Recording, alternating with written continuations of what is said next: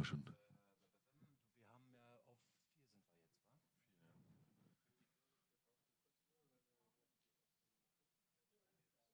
4 sind wir jetzt, wa?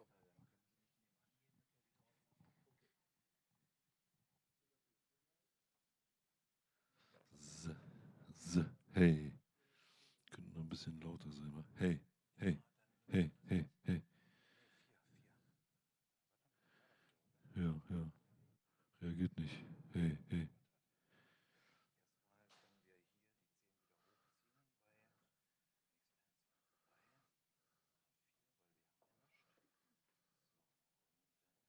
Erstmal können wir hier die 10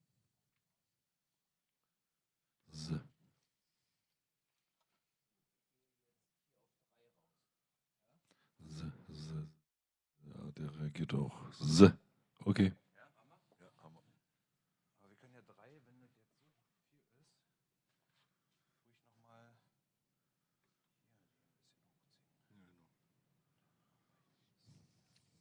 hochziehen. So. Hey. Na, das dürfte doch eigentlich ein Süd sein.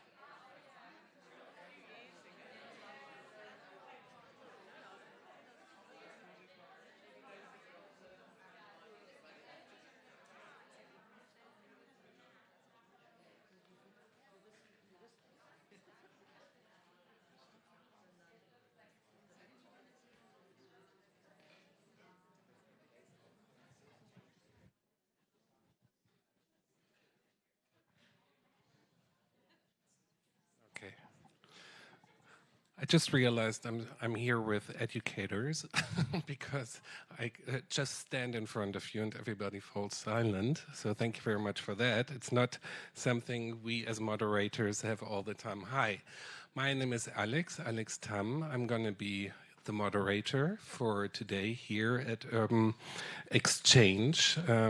We connect people, act locally, think globally. That's what you have done over the last 2 years in this project. And I'm very, very interested to find out what you have done, what you would like to achieve in the future, get to know some of your stories, get input.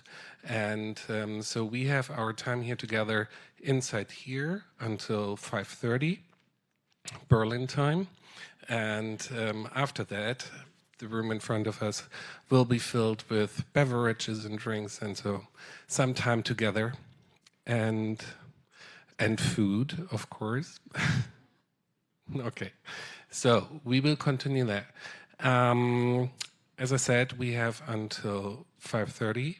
We have invited some speakers. Some speakers couldn't make it. You might, if you're new to Germany or it's your first visit, you might have been acquainted by some complaints about our railway system. We're working on it. We will get better, but still sometimes we fail. So we're missing 2 speakers, but one of them will come in a little bit later. And there's so many interesting people, so many interesting stories in that room.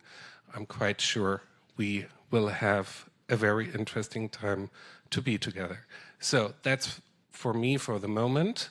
So Esther Hirsch would be with us right now. She's still on the train, but I'm very happy that her colleague is already here, Julia von Westerholt, Executive Director of the German Adult Education Association, the DVV. And we are happy that you're flexible enough to sort of, instead of finishing the conference, starting the conference. So if you think, oh, I've heard that name, after that it's drink and food, no. We still have 2 hours to go.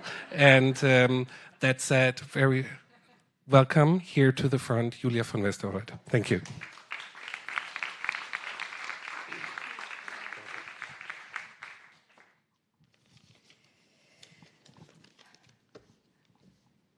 Thank you very much for your opening remarks, and welcome to everybody in the room and welcome to everybody online. I know that there's a couple of people online following us today, which is wonderful.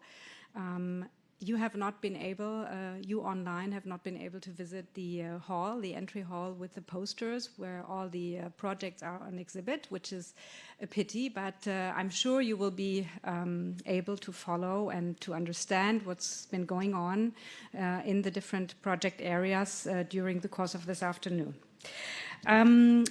So, very happy to be here today. As I said, we have an interesting program ahead of ours. I'm welcoming you on behalf of Esther Hirsch, who's on the train, as we know. So you probably have wondered, those of you who have not been much acquainted with DVV, national, so to say. DVV is the Association for Adult Education Institutions in Germany, which is sort of the head department or the association of all the Volkshochschulen in Germany. And the idea of Volkshochschule is so interesting that we have been able to convey the idea of community-based adult education across the world, which is why we also have projects in over 30 countries in the world. And I'm very proud and happy that we can do this amazing work internationally. We are witnessing today what is sort of a, I would say, update or reload of what we know as city partnerships. City partnerships is the amazing concept, which many of you have probably known for decades. I remember well when I was a child and we went on vacation and we drove through France, for example, by car, and you entered a village, a city, and there, right at the beginning of the village, you would see the sign this city is partnering with, and then you were wondering, wow, well, this tiny little village is partnering with Boston, let's say, and you would think, wow, what do they do? What exactly do city partnerships do? Many things which citizens don't know much about. So this is what we're trying to sort of reload with the Urban Exchange Network project. As I'm saying, you will learn more about that later on, but I'm not saying too much, I think, by stressing that how important is it today to stress anything that has to do with networks between countries, networks between communities, fostering what we need to be fostering in these times, I would say, even more so than before, where systems seem to be questioning themselves, where democracies are falling apart, and where we all need to stick together, to stand together for democracy and stand together for what we believe is a unique model for individual freedom and solidarity. So we're very, very happy and very grateful to the Foreign Office that we have been able to start this project, and we are very eager to see if we can continue the project even further down the road. As I've heard, yesterday there has been a networking conference, and thank you to Manjeri for hosting the conference at the Berlin Volkshochschule here in Mitte. Where is Manjeri?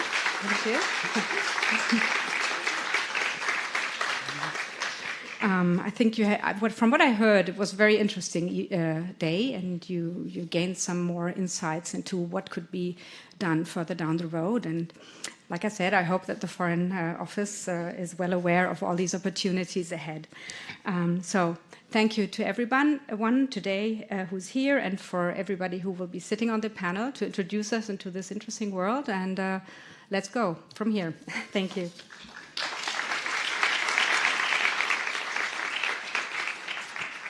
Thank you, Julia von Westerheld. And the live stream is also why I'm trying to stand a little bit in that area. That's where we are focused with the cameras. So hello out there. We are not having the opportunity for a chat for later to get your questions, but I'm sure you find the event interesting nevertheless. And before we get started with more welcomes, welcome also to the president of the DVV, Annegret Kramp-Karrenbauer. And I took the opportunity, you had been once also sort of not owner, but responsible for that house. So I allowed myself to put that poster on the wall. I hope it's okay. I go with the president's word. Because before we get started, at least for me, I can say I've heard about you, I've read about you, but I don't know you yet. I haven't been there the last 2 days. So just to get a little bit an impression who's here with us, I'm just going to go to that board here to find out who is involved in the project. So we see that we have, it's 9, Lisa, right? 9 partnerships. And you have all developed projects. We will hear more about it, but let's see faces and people. And we have here the city partnership Celle und Sumi. If I say it wrongly, please correct me. And I would love to see who is here from this partnership. And please get up and let's applaud for our colleagues.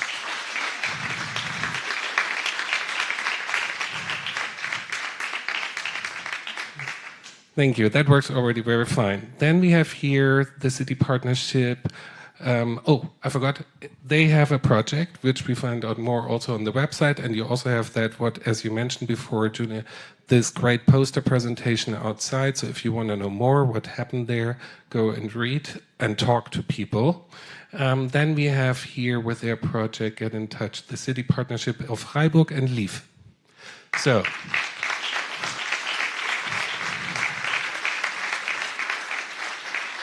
welcome to the conference. Then with Come Together, Learn Together, which could be also our topic for today, is the city partnership of Leipzig and Kiev.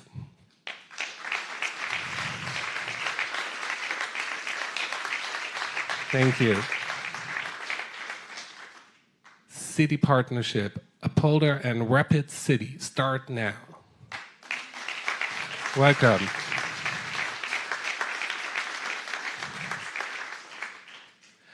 the city partnership of Cologne and Indianapolis, Co-in Pride.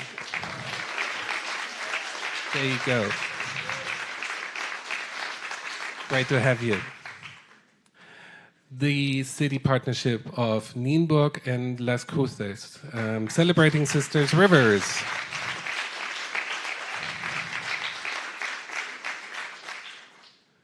And here we have Rochdale and Aachen. Did I say that right? Yeah, there we go. Welcome to have you here. They give us a welcome and bienvenue welcome, fostering a welcome culture.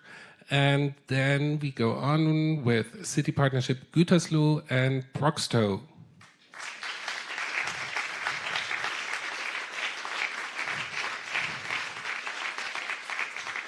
With their mayor, and I'm happy you're here, thank you. And the city partnership of Kiel and Coventry. Shared lives.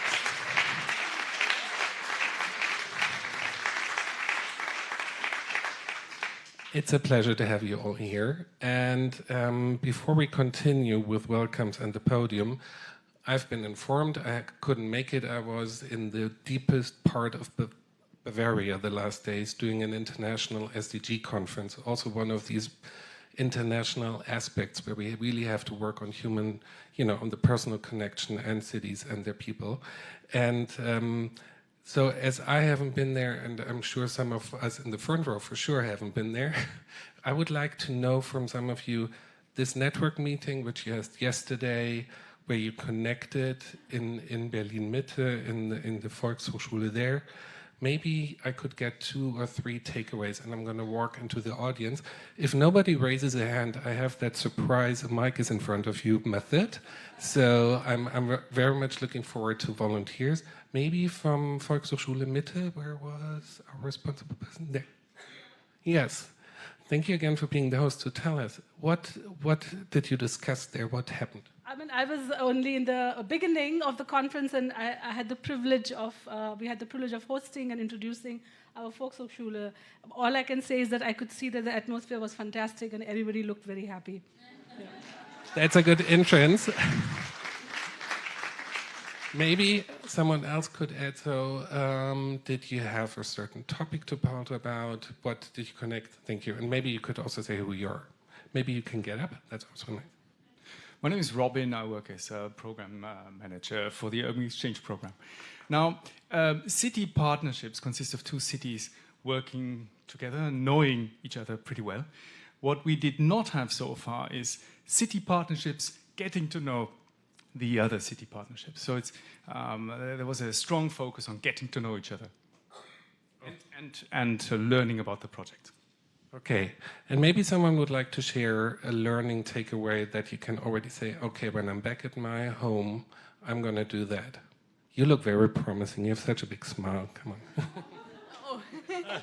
So we went away with the idea of an urban exchange day for everybody of us to celebrate in his or her hometown. All right, thank you very much. Anybody else would like to add something? Yes. My name is Homara from Volkshochschule Cologne. Hello, thank you for having us here.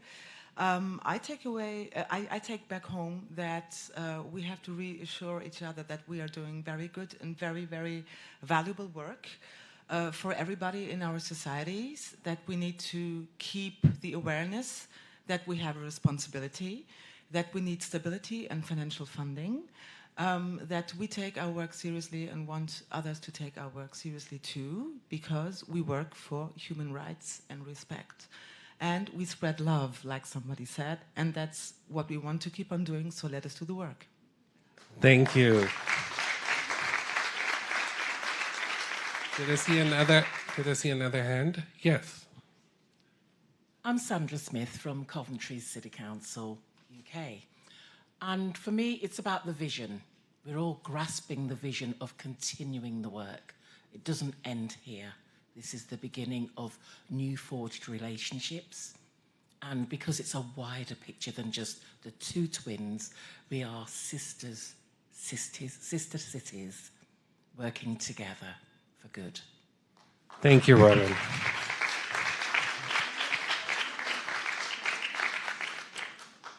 Thank you all for this great introduction, and I have images in my head. I can see your future, what you're doing, and also a big insight into the motivation you bring into the project.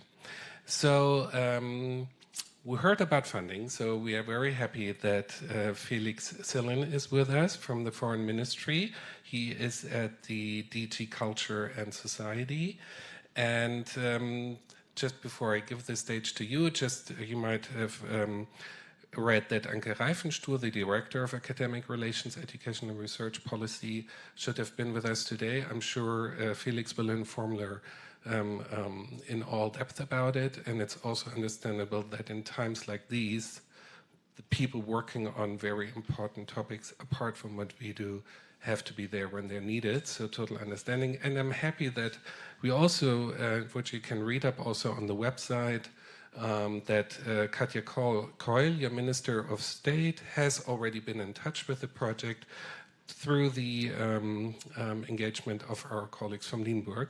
So Felix Sillen, thank you for being with us, and we're looking forward to what you have to tell us. The floor is yours. Big applause. Thank you, Alex. Ja, sehr geehrte Frau Kamm-Karrenbauer, sehr geehrte Frau Westerholt, Frau Hirsch, Frau Hammer, dear guests from Ukraine, from the UK and the US, and from Germany, ladies and gentlemen, distinguished guests. As Alex said, Anke Reifenstuhl, whose name is on the agenda, has unfortunately been called away on an urgent matter. She sends her apologies, and I will step in today.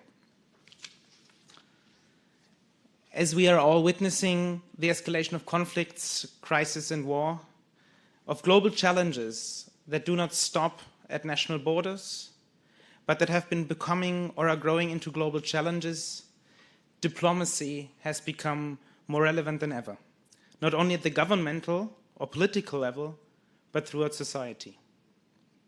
Urban diplomacy is what you, the participants of Urban Exchange Network, stand for and fill with life. Advocating for dialogue and exchange for cooperation and mutual respect is an input that civil society actors at the local and community level, like you, the Urban Exchange participants, have delivered for years, and where you've developed strong networks and great expertise. The way challenges such as migration, environmental protection, and climate change are addressed at the local level in urban structures will have an impact far beyond these levels and structures. Cooperation between cities and urban societies is of particular importance, not only for local challenges, but also for the global ones.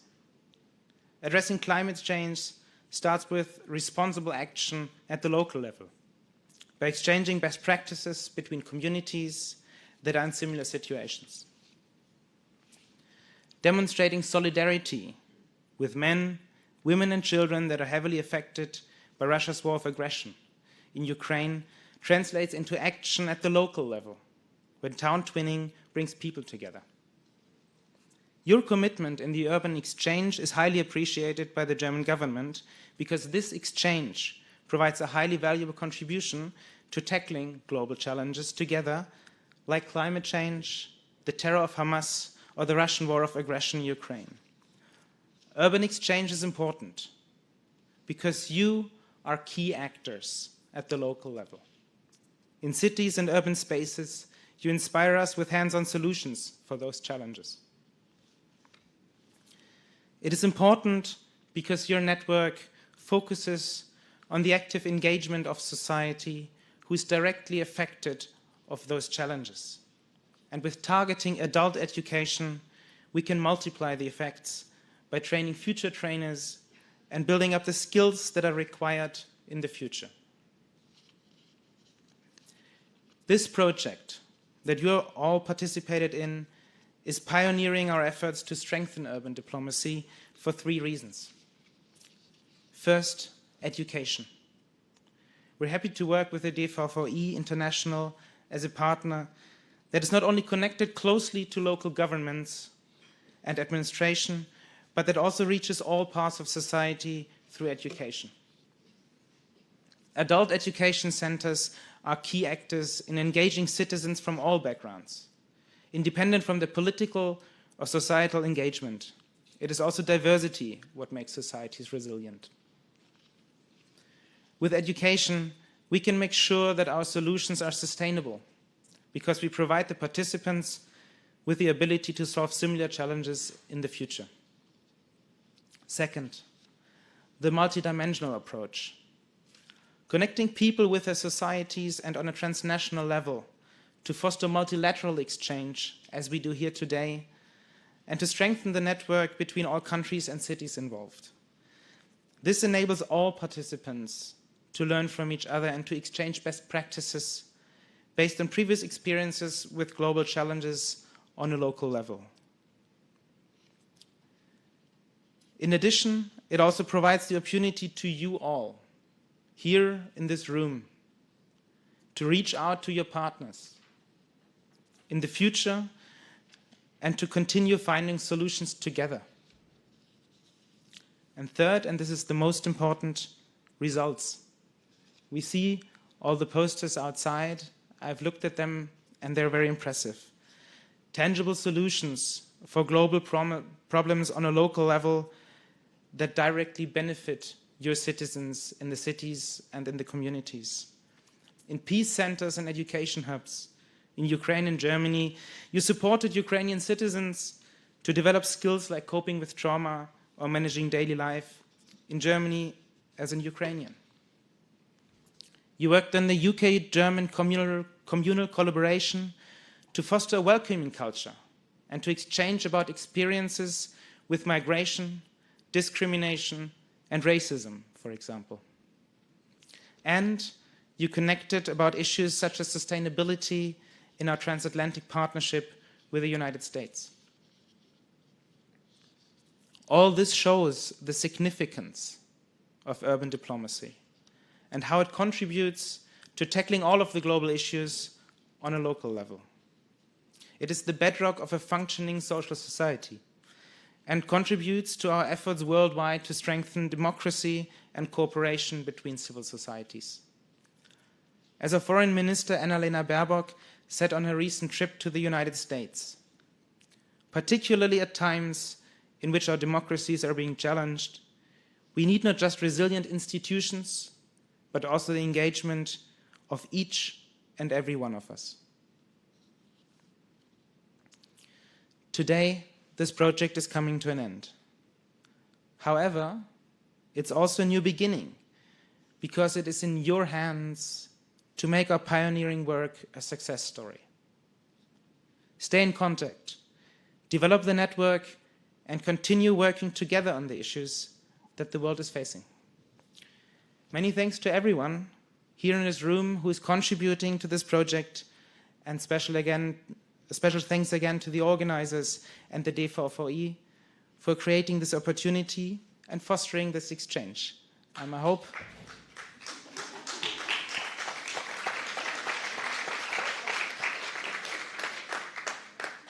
I've been there yesterday and I can only underline the great spirit that was mentioned, and I'm sure you will stay in contact.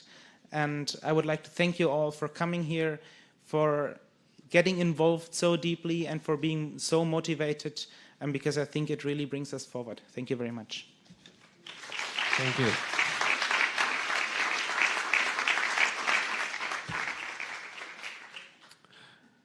Thank you, Felix. And as I've learned, you're the new Mr. Urban Diplomacy at the Foreign Ministry.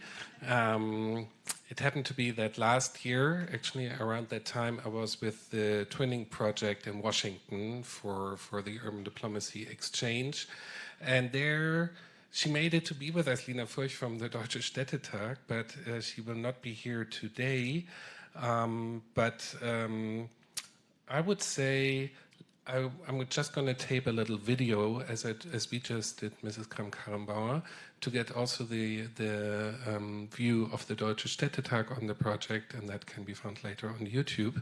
So let's get involved. But that gives us a little bit of time to get more a view of what this project is doing and which people have been involved. And one member of DVV International is Oleg Smirnov, and he's the country director of Ukraine. And he was willing to step up. And maybe you come here to the front, and as you give him a big applause.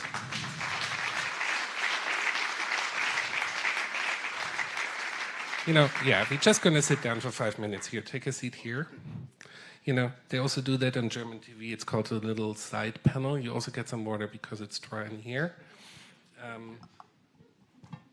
I first ask you the question, Oleg, tell us, you're country director for Ukraine, right?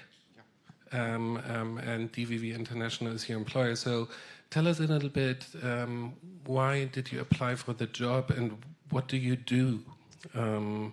What's your responsibility there? Let's give it a little bit of a job description, just so that we know what a country director is all about. First of all, thank you for inviting me. And it is really a great possibility to cross the border because, you know, men are not allowed. But for this conference, yes, I received this permission. So it's a really great event. What I do in my country, yeah, I'm involved in adult. I have been involved in adult education as a trainer for perhaps 25, 30 years. Yeah, but I'm involved in DVV International activities since 2015, and it was great for me, for a person who moved from Crimea in 2014 when Crimea was captured by Russia, and it was a great feeling to join this big family of adult educators and try to do something on local level, on regional level, on national level, for people to be involved and see that learning and education can break the walls. Take a sip of water. It's like hot up here, and you took that partly voluntarily. I think we asked you quite, but you will also, you don't have to tell us everything because you will have another colleague from Ukraine later on the podium. Already your introduction showed us how many things have been involved and what have come down on your country over the last years, and the adult education. So first of all, how do you get support from Germany? We have that project. I've known a lot about adult education centers in Ukraine who have done tremendous work for the people living there. What do you offer them in connection with DVV and maybe also with this project? Give us one example, like last week. What was your main task? My task is to support our partners in what they are doing on the local level. And just one example about Adult Education Center, which was not involved in this project of partnership, but they are living just across the river. There is a nuclear station which is captured, and their city is shelled each day and night. And people from the very beginning, from the first days of the war, they stayed there. They have, for example, sewing machines, and they started to sew some goods for military men, for local defense, and they continue, they stay in the city, and they support adults through psychological support, through different educational activities. So we see that we had rather strong community citizenship education which unites people in Ukraine.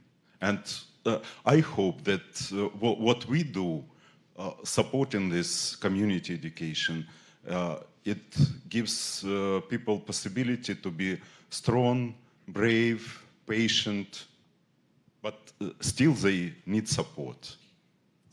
They surely do, and a lot of the titles of the project, they're very much connected with hope, connection, love. We heard the community of love and humanity with each other.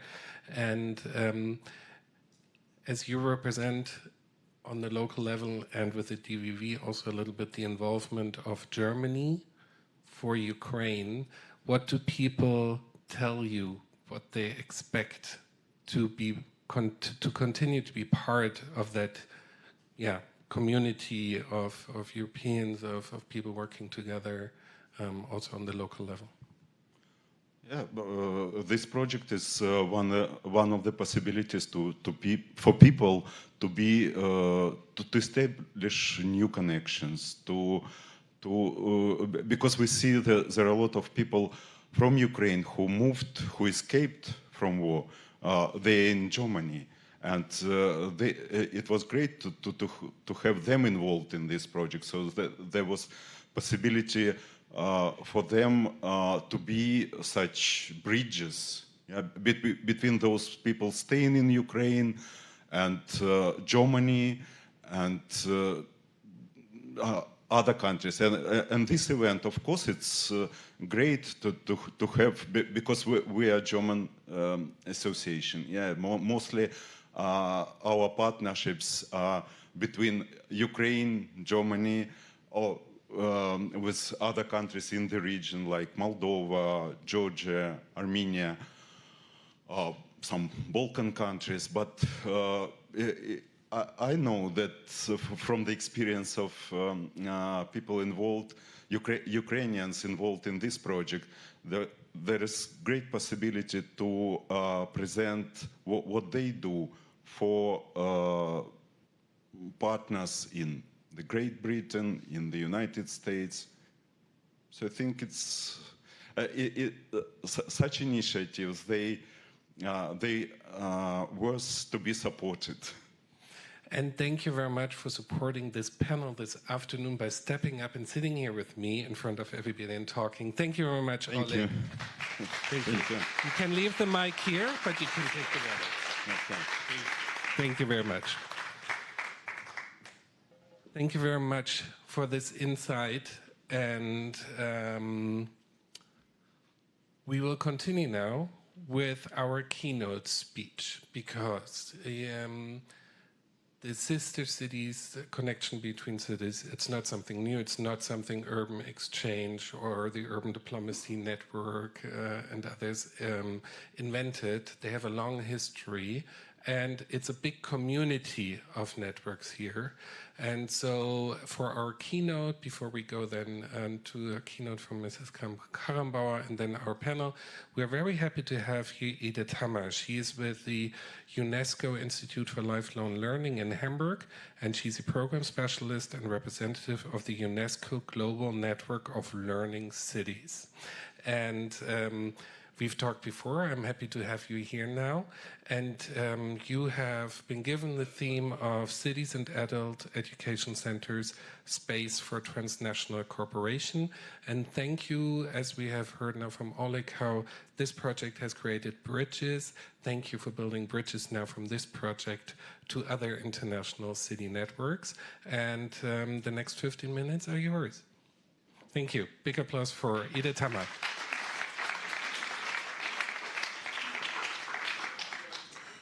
Good afternoon, dear ladies and gentlemen.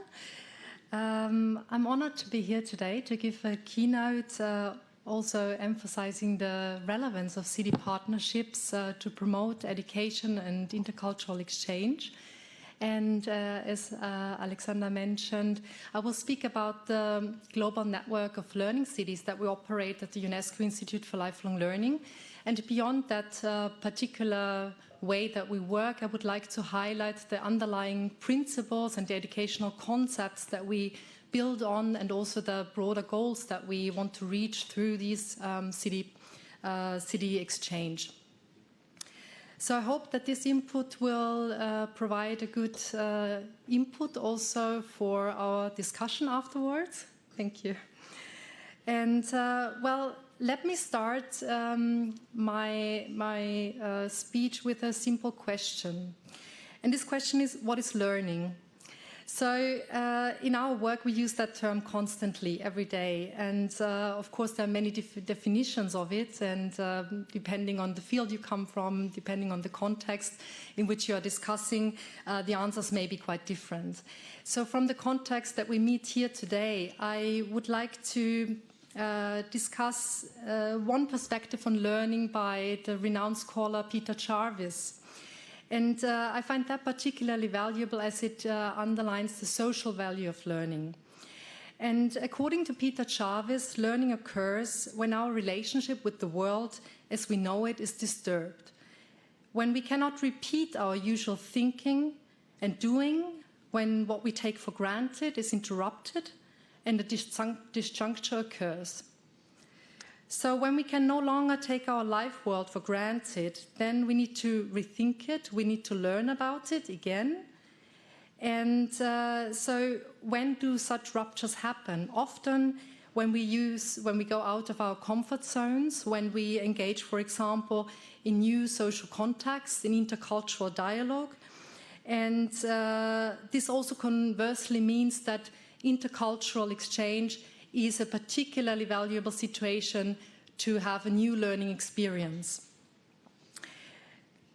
We can learn not only about others, but through learning from others, we learn about ourselves. And I think this is a particularly valuable point to mention. Fostering intercultural dialogue and global solidarity and peaceful societies is at the very heart of the work of UNESCO and of the UNESCO Institute for Lifelong Learning. Today, the global community faces major challenges, and we are, I think, all very much aware of them. Climate change, persistent social inequality and poverty, the rise of populist movements, misinformation, fake news, among many others. And these issues do not know national borders. They do not stop at national borders. And these challenges can only be solved by forming global coalitions, not only at national level, but also at local level, and by strengthening the role of local governments and fostering partnerships among urban communities. So local policies and strategies and actions are crucial to the achievement of sustainable development. And cities are key enablers to this goal. City governments are the closest level of government to the people, and in that sense they play a pivotal role in empowering people and providing people with agency to lead the transformation for a more sustainable future within their immediate living environments. UNESCO has long recognized the potential of cities, and in recent decades a number of city-related networks and partnerships have emerged. However, this tendency of city governments, networks and urban diplomacy goes far beyond UNESCO. According to UN Habitat's World Cities Report 2022, there were 55 such networks in 1985, as compared to over 200 today worldwide. So important to know, international city networks have not only grown in number, but also in political relevance. This has to do with rising urbanization rates, which give more weight to the power of cities. Today, more than half of the population in the world lives already in cities, and this number is expected to increase to almost 70% by 2050. As urbanization accelerates, city governments are becoming influential diplomatic actors. They forge partnerships, they share best practices, and they address global challenges. And I think the Urban Exchange Network is also a good example of that. The growing relevance of urban communities in shaping the present and the future of the planet also became evident during the adoption of the 2030 Agenda for Sustainable Development and the endorsement of a standalone goal for cities, SDG 11, which aims to make cities and human settlements inclusive, safe, resilient, and sustainable. As mentioned, UNESCO operates 8 city-related networks and programs, including the Creative Cities Network, the Mega Cities Alliance for Water and Climate, and the Global Network of Learning Cities. All of these are brought together under the umbrella of the UNESCO Cities Platform, which is a way to coordinate the work of these different networks. And these networks not only aim to support individual cities in becoming more sustainable, more than that, they foster international and intercultural dialogue. They connect cities with each other and aim to create a sense of belonging to a global community. Fostering dialogue and exchange among cities is the key objective also of the UNESCO Global Network of Learning Cities.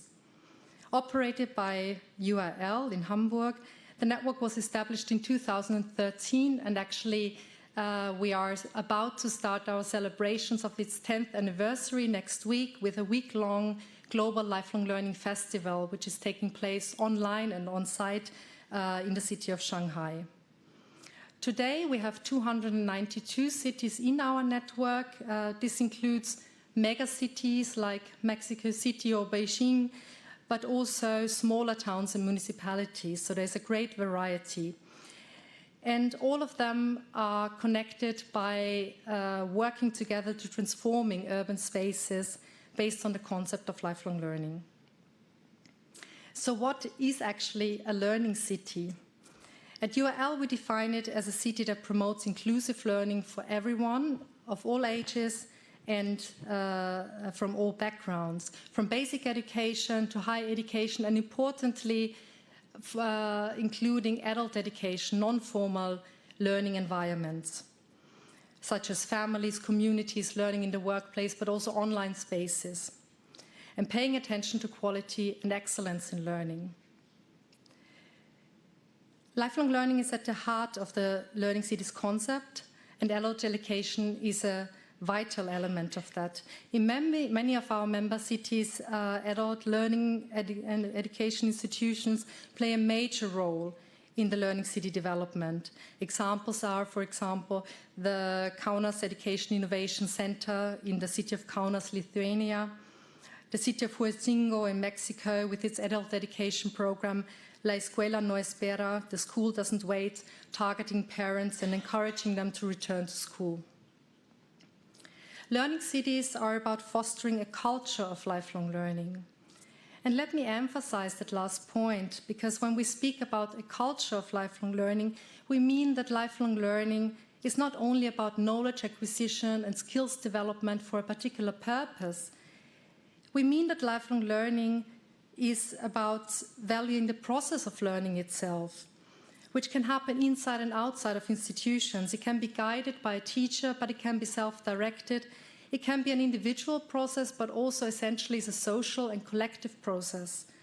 And within the UNESCO GNLC, the Global Network of Learning Cities, we strongly believe in this collective dimension of learning. In 2020, the UNESCO Institute for Lifelong Learning published a report called Embracing a Culture of Lifelong Learning.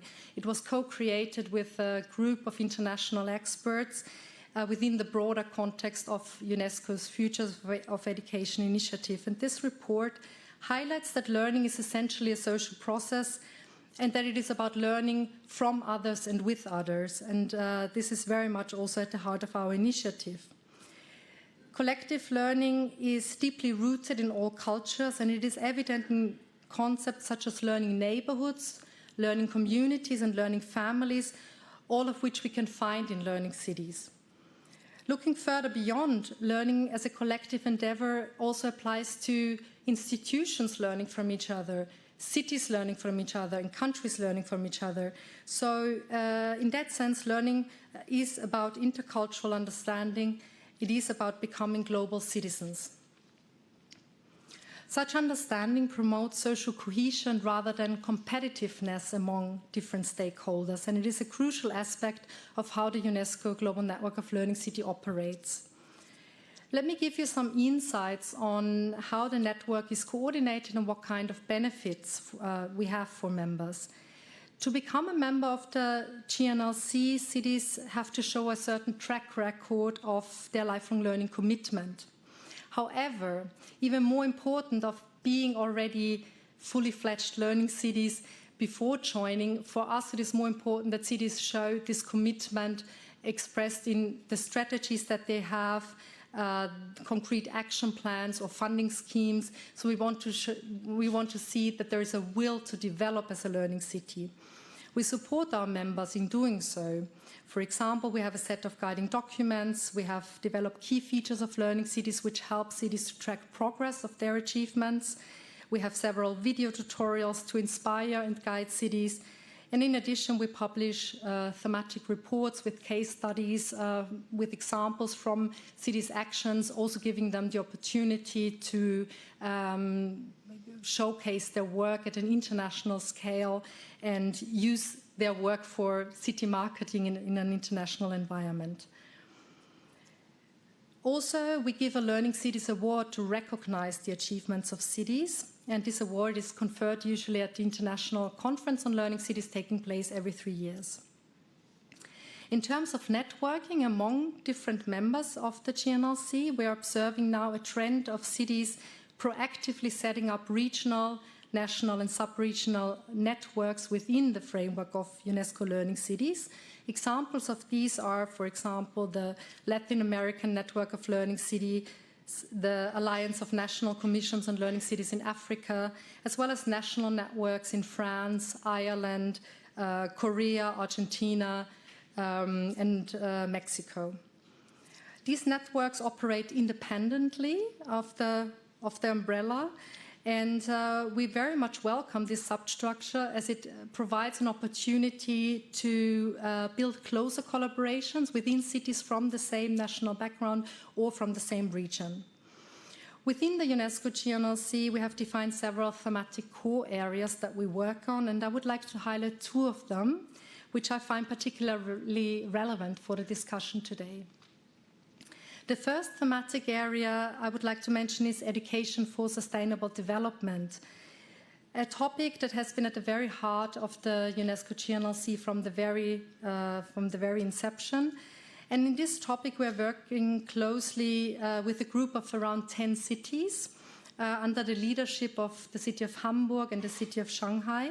And concrete activities within this thematic cluster include regular meetings for exchange on sustainability issues and solutions, but also the development of an online learning module, the development of an online collection of cities' practices to promote climate action through lifelong learning, as well as a guiding document for greening communities.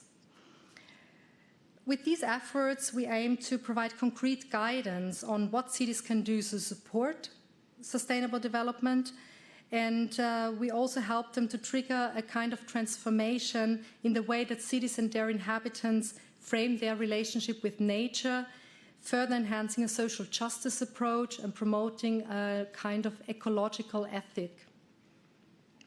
The second topic I'd like to mention is global citizenship education, which I think also relates very well to the context that we discussed today. Citizenship education is essentially experience-based. It is learned and strengthened by practice, by engaging in debate, in collaborative problem-solving and decision-making. And there are very good examples of cities' approaches to promote citizenship education.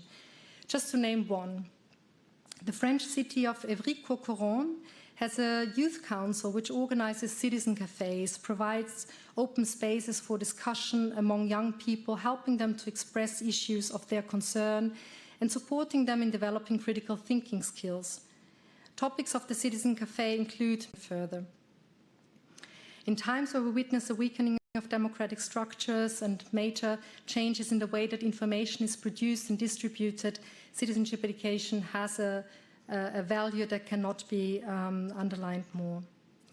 So looking back at the experiences and the progress made during the last 10 years within the global network of learning cities, the value of international city partnerships is clearly evident for advancing on the 2030 Agenda for Sustainable Development.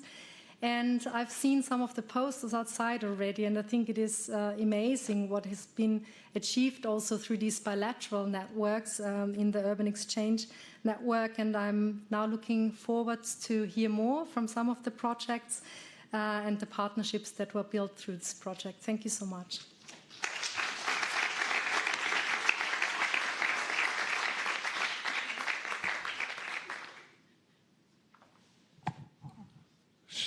Moderator should never walk upstage without a mic. So here we go. Thank you very much. We will have you back on the panel. But I'm very much looking forward now to our next speaker here. And I would like to welcome Annegret Kamm-Karrenbauer to the stage. We will first hear a speech from you. And then I invite the already mentioned participants of the program to talk on the panel. And then we will all be together on the panel, but also with you for questions. And I'm just going to walk between my panel and my audience. And so Annegret Kamm-Karrenbauer is now president of the German Adult Education Association, DWV. She was also once head of that house as Prime Minister of Saarland. She was also Defense Minister. So she will bring in many perspectives, which will round up that project for you. And just to let you know what I've been told yesterday, there was already singing as a part of contribution to that conference, as I heard that you're quite straightforward stand-up comedian as well. Maybe you are inspired. So thank you very much for being with us. And the stage is yours. Thank you.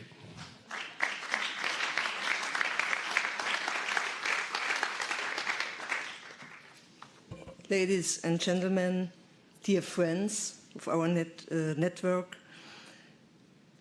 it's a privilege and a great honor to be here with you and to have the opportunity to make some opening remarks. But before we get this discussion started, allow me some personal remarks. I'm so happy to be here with you and to see all of you in person, because I'm convinced that in times of COVID, in times of Russia's war against Ukraine, in times of a terroristic war against Israel, it is a privilege to have so many people from so different countries here in person, and it's a privilege to be here reunited in peace and have the opportunity to talk about education, to talk about what brings us together. So it's very reason to be happy and to be grateful. And secondly, as you mentioned, I'm at home here, literally, because I'm born and bred in Saarland. And for those who doesn't know this small part, but very important part of Germany, it's a region located on the French border and on the Luxembourg border. And you have to see that for centuries, people there, especially French and Germans, faced each other with hate and as enemies. They fought one bloody war after the other for centuries. Nowadays, my children grew up in a region without knowing that there is something like a border. Okay, the linguistic border is there as well, because it's not so easy to learn French. But you see, for there, a united and peaceful Europe, it's reality. And that this has been possible after World War II, that this reconciliation has been possible gives me hope in this disturbing time, and that is what makes me happy this day, and to see you all here.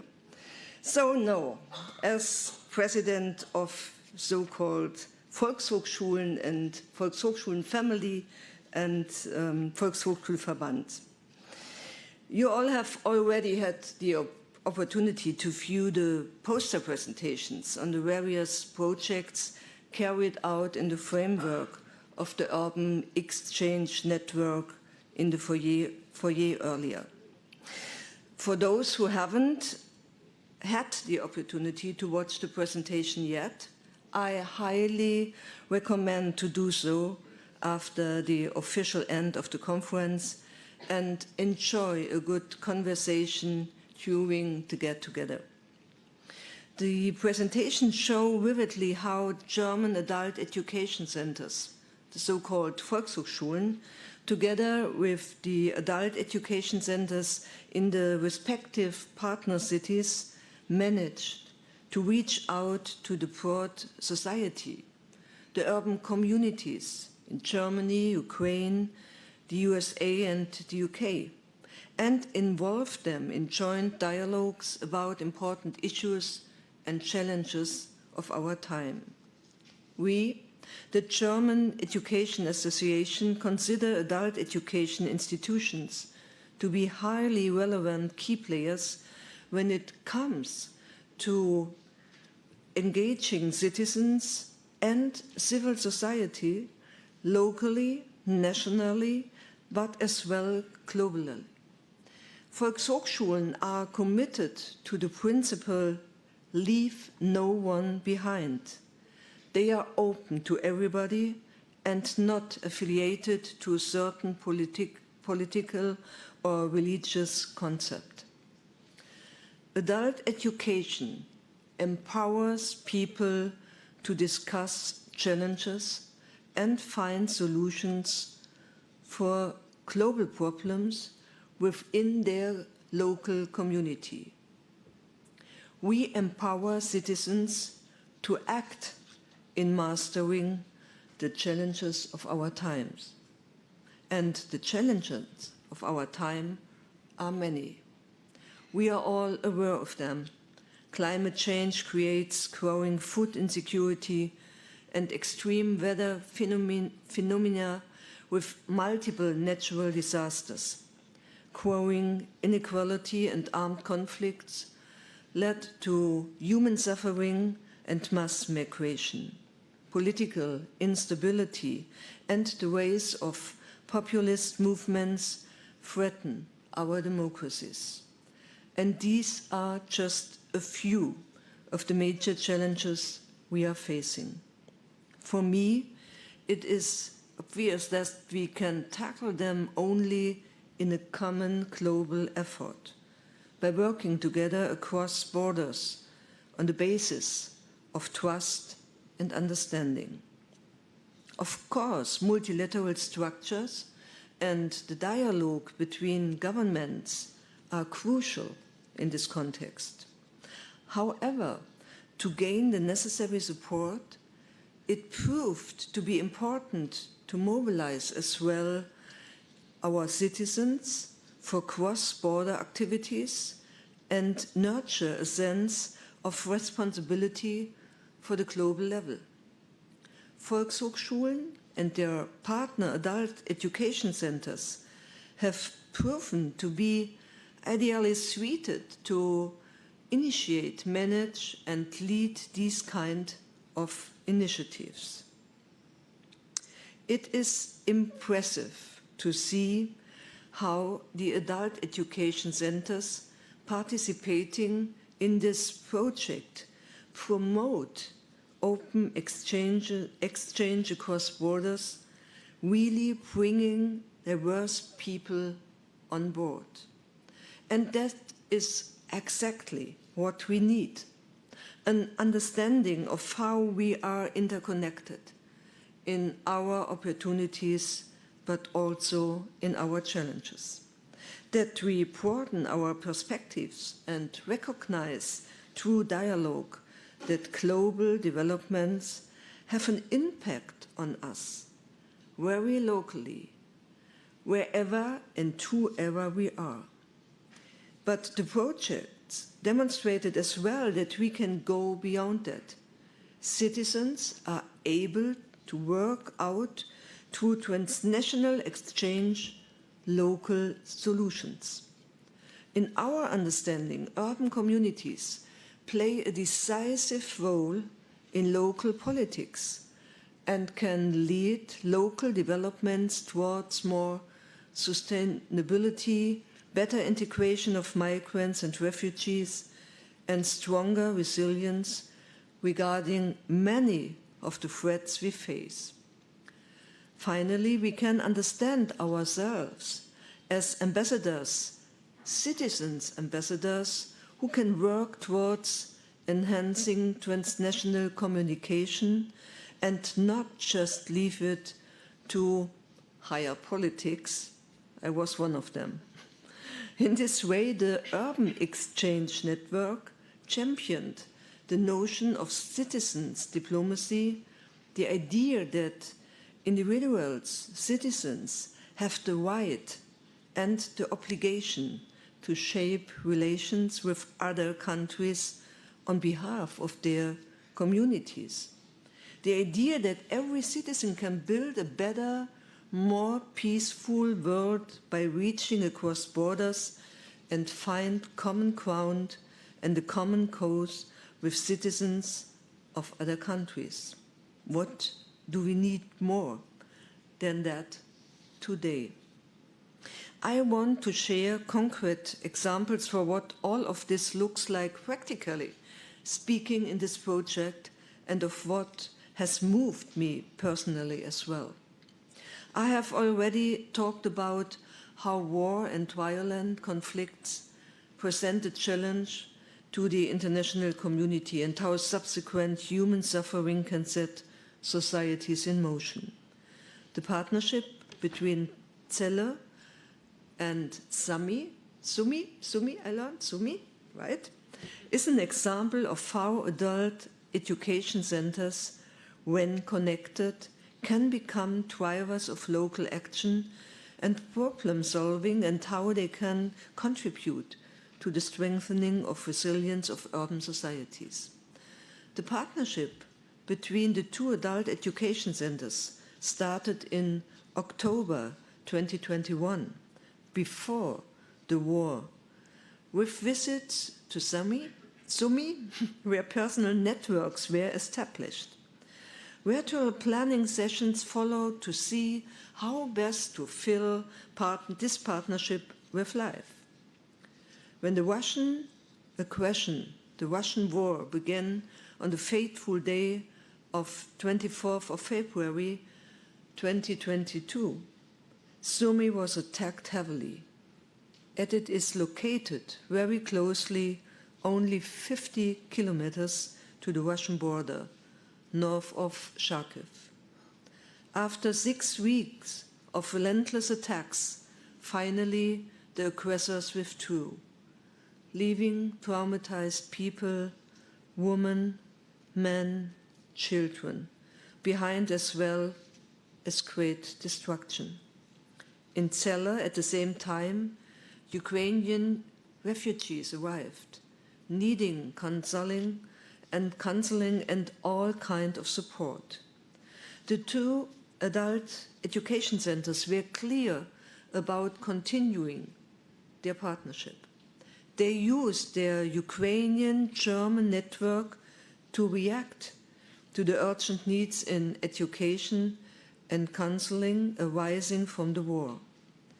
As a result, the Volkshochschule Celle set up a coordination office for Ukrainian aid and founded a contact point to advise refugees from Ukraine on all questions concerning their new life in Germany.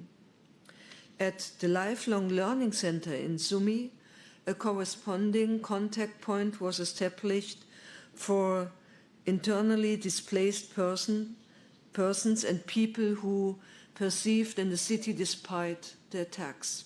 the network established between the two centers proved to be essential in guiding and informing this process. Based on this experience, the idea of joint peace centers were conceived, which provided assistance during the war, including support for forced refugees from Sumy in Celle. It will furthermore facilitate post-war reconstruction efforts in Ukraine. In Sumy, a center has been set up with the support of the partner from Celle in a bomb shelter that now provides a safe space for educational activities even during air raids. There are other activities taking place between Celle and Sumy, and I would once again draw our attention to the poster presentation. Another example, which I want to share today, is the partnership between Apolda from Thuringia and Rapid City in South Dakota. Their partnership took on the challenge to contribute to sustainable lifestyles in their communities, focusing on sustainable textile industry and sustainable agriculture. They organized educational events to help community members learn about the value of sustainable lifestyles in the local context. And they organized the community to act locally based on jointly developed action plan. In Apolda, a fashion show displaying sustainable fashion was held, and the podcast informs community members about sustainable fashion. They organized upcycling courses and clothing exchanges once a year. In Rapid City, Earth Day celebrations were organized with practical examples of sustainable agriculture and advice for everyday life. Finally, both communities, led by the adult education centers, organized activities in the context of the World Cleanup Day and freed their communities from waste. So now I'm looking forward to the following panel discussion, because I'm sure we will hear a lot more about these examples. But I would like to use the opportunity and say thank you. And say thank you to the Foreign Office for their support. It should be stressed that the initial idea to use adult education centers for creating and implementing projects of citizen diplomacy came from our colleagues in the Foreign Office. Thank you for that. The last 2 years proved that adult education centers were really a good choice. They are well located in the center of the local society, connecting people and institutions from various fields. I want to thank as well all colleagues from the 18 centers involved. Your commitment and your passion made this project a success. And of course, the same should be said about the project team in DBV International, with Lisa Warnke as the team leader. Thank you for your impressive work.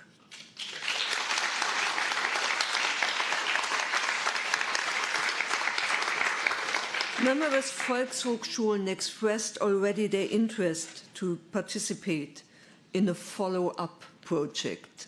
This is our common wish to the Foreign Ministry. And I thank you. And I sincerely hope that the Foreign Office can mobilize some funding despite the critical budget situation. We will help about this with a special public debate about this. So, and now let's start the reflection and share our experiences. Thank you. Thank you.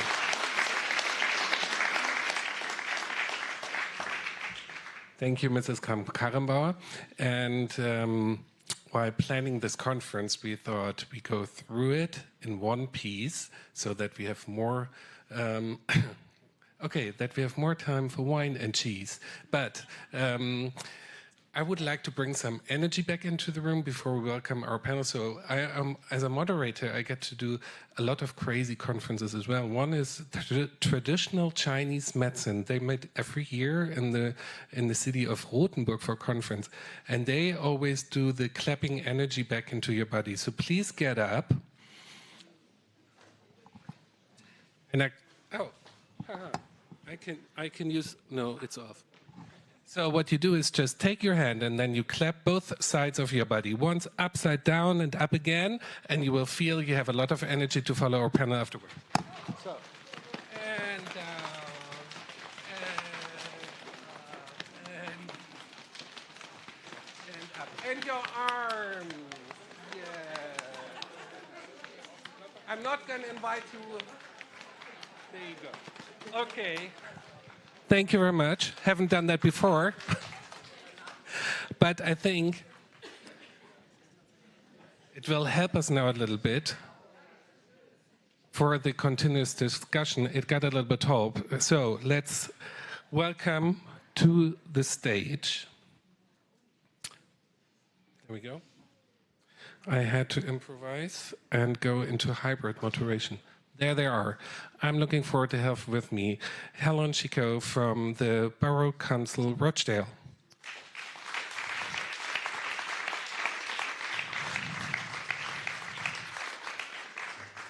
Helen, come next to me. Then I'm also looking forward. That's my seat. Sorry. Yeah, thank you. It's a power game, you know. This is the most important. So I have to take that. The next one is Anastasia Nechiporenko from Lviv, Ukraine.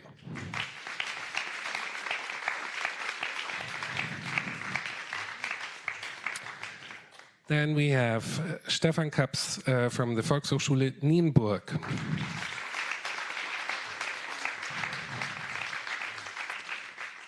And Katie Doyle of Indianapolis, Sister City Committee.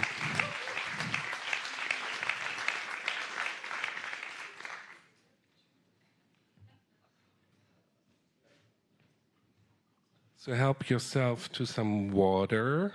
Thank you. Because, yes, so, and I'm going to fix that here, that we stay in touch.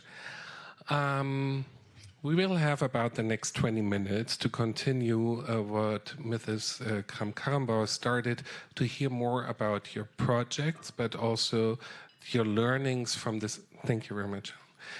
Also your learnings from that network, but also in this kind of sustainable continuation of that work, what you're planning to do next. But let's first, let's get a little bit into your projects. And Helen, we had the opportunity to talk before, and first tell us you worked with the city of Aachen. You worked on the issues of racism and integration with Welcome. Just tell us in a nutshell, what was your project that you created with your partner in Aachen for this project here, the Urban Exchange? You have your own, everybody has his or her own mic. Yeah, should be on. Okay, hello. First, may I give my humble thanks for the privilege and the joy of being part of this project, which hasn't just been enhancing of our work, but has been enhancing of our lives as well.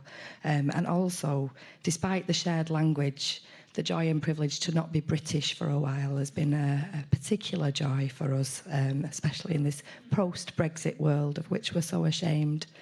And also, we were very lucky in Rochdale, not the sister city of Aachen, but perhaps the serendipitous sibling that was chosen to work with them. And it was an amazing experience to come together with complete strangers and have the opportunity to talk about what was important to us in our respective areas. And it was through those discussions where we were talking generally about the power of lifelong learning and the deep impact that it has on people's lives that we observe in our respective places, that we touched on what we feel is, one of the huge challenges of our time, the need to provide welcoming, safe spaces for people to learn, particularly when they've experienced forced migration and they're finding themselves in a country that wants to wrap its arms around them, and the human beings want to wrap its arms around them, but maybe the system doesn't necessarily make that able to happen. But we felt there was such hope in the model of lifelong learning that we could use to bring to bear to create that welcome culture, and that indeed proved to be the case. Thank you. And we will hear more about your work and your work also within this network in the course of the panel. I'm going to go now to you, Stefan. Because you worked with Los Cruces from New Mexico. Where are your pals again? Here, no? Hi. Stefan Nienburg, there's an article about your project already on the website. You managed to get the state minister to visit you. What did you do in the project that was so attractive for everybody to come there? Everything, I must say, because firstly, thanks for the opportunity. So thanks to you, the Foreign Minister, so we can have this opportunity, and it is so great because we are the countryside. Yeah, there are 900 Volkshochschulen in Germany, and we represent the countryside, and it's not always the big cities, you know, topics that came up like diversity and so on. It's also us, it's everywhere, because Volkshochschulen, it's such a great network. We are everywhere, and we can provide adult education for everybody, and that is such a big thing. So for me, I dare to say it came naturally that Katja Keul visited us. Well, she lives there, yeah. So for her, it was just like that helps. 5-minute car ride, I would say, yeah. And it was a very great meetup because also with the topics she's working on, like the cultural part in the Foreign Office, and also the focus on the continent Africa and Asia. There are lots of connections also to Esther Hirsch, who also joined our talk and will talk later. Hello, Esther. Nice that you're finally here.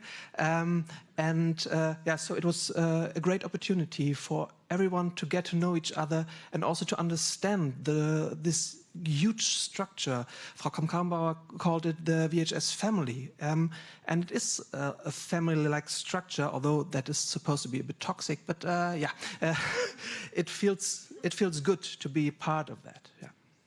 Thank you very much. And I've been in touch with the family of Volkshochschulen on many different occasions. I've traveled Saxonia, which is one of our eastern states, for 4 years, and I think I've visited every Volkshochschule there to talk about megatrends and also to get to know like how people are there connected to the world and reconnect the world to their places.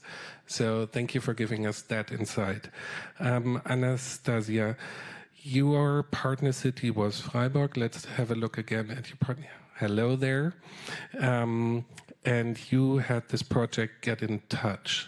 Maybe you can describe us a little bit what was your intention. We heard from Oleg about the work in Ukraine in general, but maybe more in detail, what did you do there? Thank you for inviting us for these discussions. And concerning the partnership between Lviv and Freiburg, it's a long story. It starts in 1989. And it was about different spheres. It was about environment, it was about urban development, it was about economic and trade connections, and also it was about educational and culture. And during the war, these connections become stronger. The mayor of Freiburg, Martin Horn, visited Lviv this year and helped a lot with the building ecosystem of rehabilitation in Lviv called Unbroken. If you put Unbroken into the internet, you could find this platform of donation, and it's a unique in Ukraine and very huge project about rehabilitation of soldiers and civil people. As for our project Get in Touch, it's a very cool name for that project. We want to be Get in Touch, and we would be Get in Touch. And we wanted to emphasize this sphere of culture and education and improve this mutual understanding of different societies, society of Lviv and society of Freiburg, and get to know more about differences and common grounds of our twin cities, and also to support the Ukrainians in Freiburg and in Lviv. And we want to do that in the different levels, in the level of city council, in the level of school educational and adult educational, and also in the level of communities. And we use a lot, and we have a lot emphasized in the artistic practice in our project, because we believe that it is a good way to communicate the sensitive topics and making new bridges between twin cities. Thank you. And last not least, Katie Doyle. Hi. Hi, welcome to our stage here in Berlin. Your partner city is Cologne, and once again we want to see, where is everybody? Hello Cologne, hello Indianapolis. And your project was, it took me a while. I'm not good with linguistic coding, so I was like KU in pride. So I was like knockout, knockout pride. No. So okay, it's Cologne and Indianapolis pride. What was your project? What did you do for the community? Yeah, so that was the name of our project, which is, the co-part from Cologne and the in part from Indianapolis. So for our project, we created Cohen Pride, which was based off of the SDG 5 for gender equality. And essentially, when we were first discussing it, we kind of realized that it wasn't inclusive enough for our liking. So we expanded that to go beyond just gender identity to really focus in on LGBTQ issues and be able to then kind of broaden that to not only female, male, but also trans and intersex communities as well, because we know that when we're not talking about all genders, we're missing a huge part of the population, and it becomes not inclusive. And when we are not intentional and inclusive, then we aren't going to get any progress in terms of helping anyone in the future. So we were able to essentially, have a lot of fun, but we, were able to kind of build that with not only the exchange of the Pride parades and festivals and kind of the month of Pride, but also highlight many things within the LGBTQ community with arts and with young people and with youth groups, and really start to talk about these issues that are important, because if we don't talk about them, then they'll never go anywhere. And yeah. All right, thank you. Thank you for giving us an insight into your work that you've done with your partners in the two cities. But Urban Exchange is also a network. So you have been exchanging among each other over the period of the project. You have been connecting to other partners in your respective countries. And let's widen that up a little bit. And let's start with you, Anastasia. Moving your project ahead, what could you get from this network, where you not only had like your German partner city, but also partner cities from the UK, from the United States, people you could talk to, the exchange? What did it do for your project and your work back in Lviv? Firstly, I should say, I think, a couple of words about our organization, Educational Centers Network, which is working in Ukraine, and the development, the culture of adult education for 4 years. And all the activities take places in the municipal libraries and public spaces in Lviv and regions. And why libraries, you could ask, because in Lviv and Ukraine, libraries are the points of activation of community in different communities. Educational centers monitors the needs and the requests of community and provide different courses or some different events in the libraries. Also, we are proud to say that the team of Educational Centers Network applied to join Lviv to the UNESCO network of learning cities. And to make them more context, to have a couple of words to the context of Ukraine, I need to refer, for example, to the words of Timothy Snyder. You know, maybe it's an American historian, famous from Yale University, and he is the good friend of Ukraine. And he said once that now contemporary society turn to the fundamental values, and it's about the values of existence, of life, home, freedom, responsibility, good and evil. And it is a chance to redefine these values.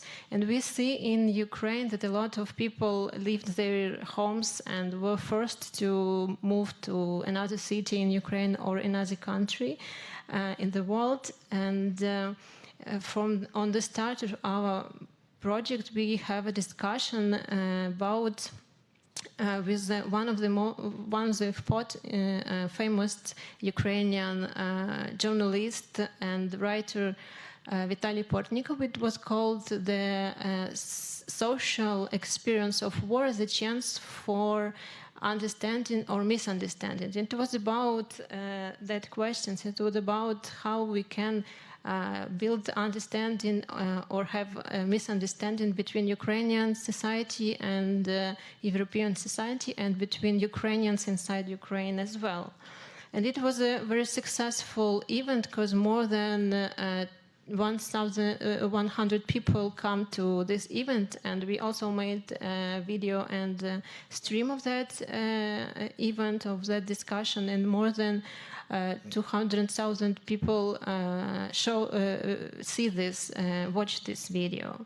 So we understood that it is very important to Ukrainians to have a voice on the international stage, and we think that our project gives them these tools to have a voice.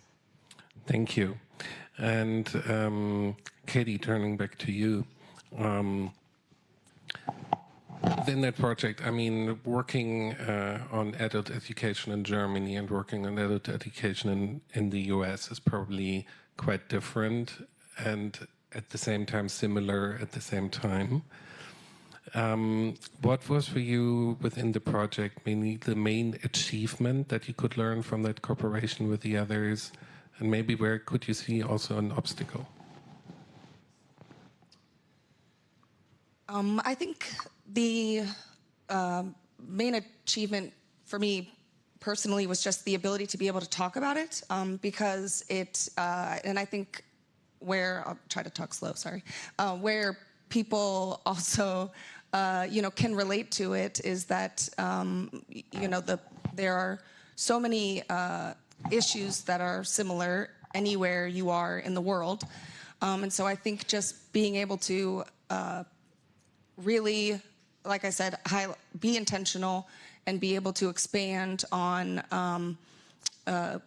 the focus of gender and inclusivity to include everyone, allows more of a conversation. It also allows more of a connection, because, no matter how, I I cannot separate my womanness from my queerness, from my whiteness, and you may not identify as I do, but you identify, and I'm sure the same number of ways. And so being able to kind of be a whole person and look at, you know, the issues across the board in a way that you are not, you know, where you're talking about the issues where they are and with the people who, you know, need to be spoken of, you are, you know, then talking about, you know, me as a human being as opposed to all of the things that we can,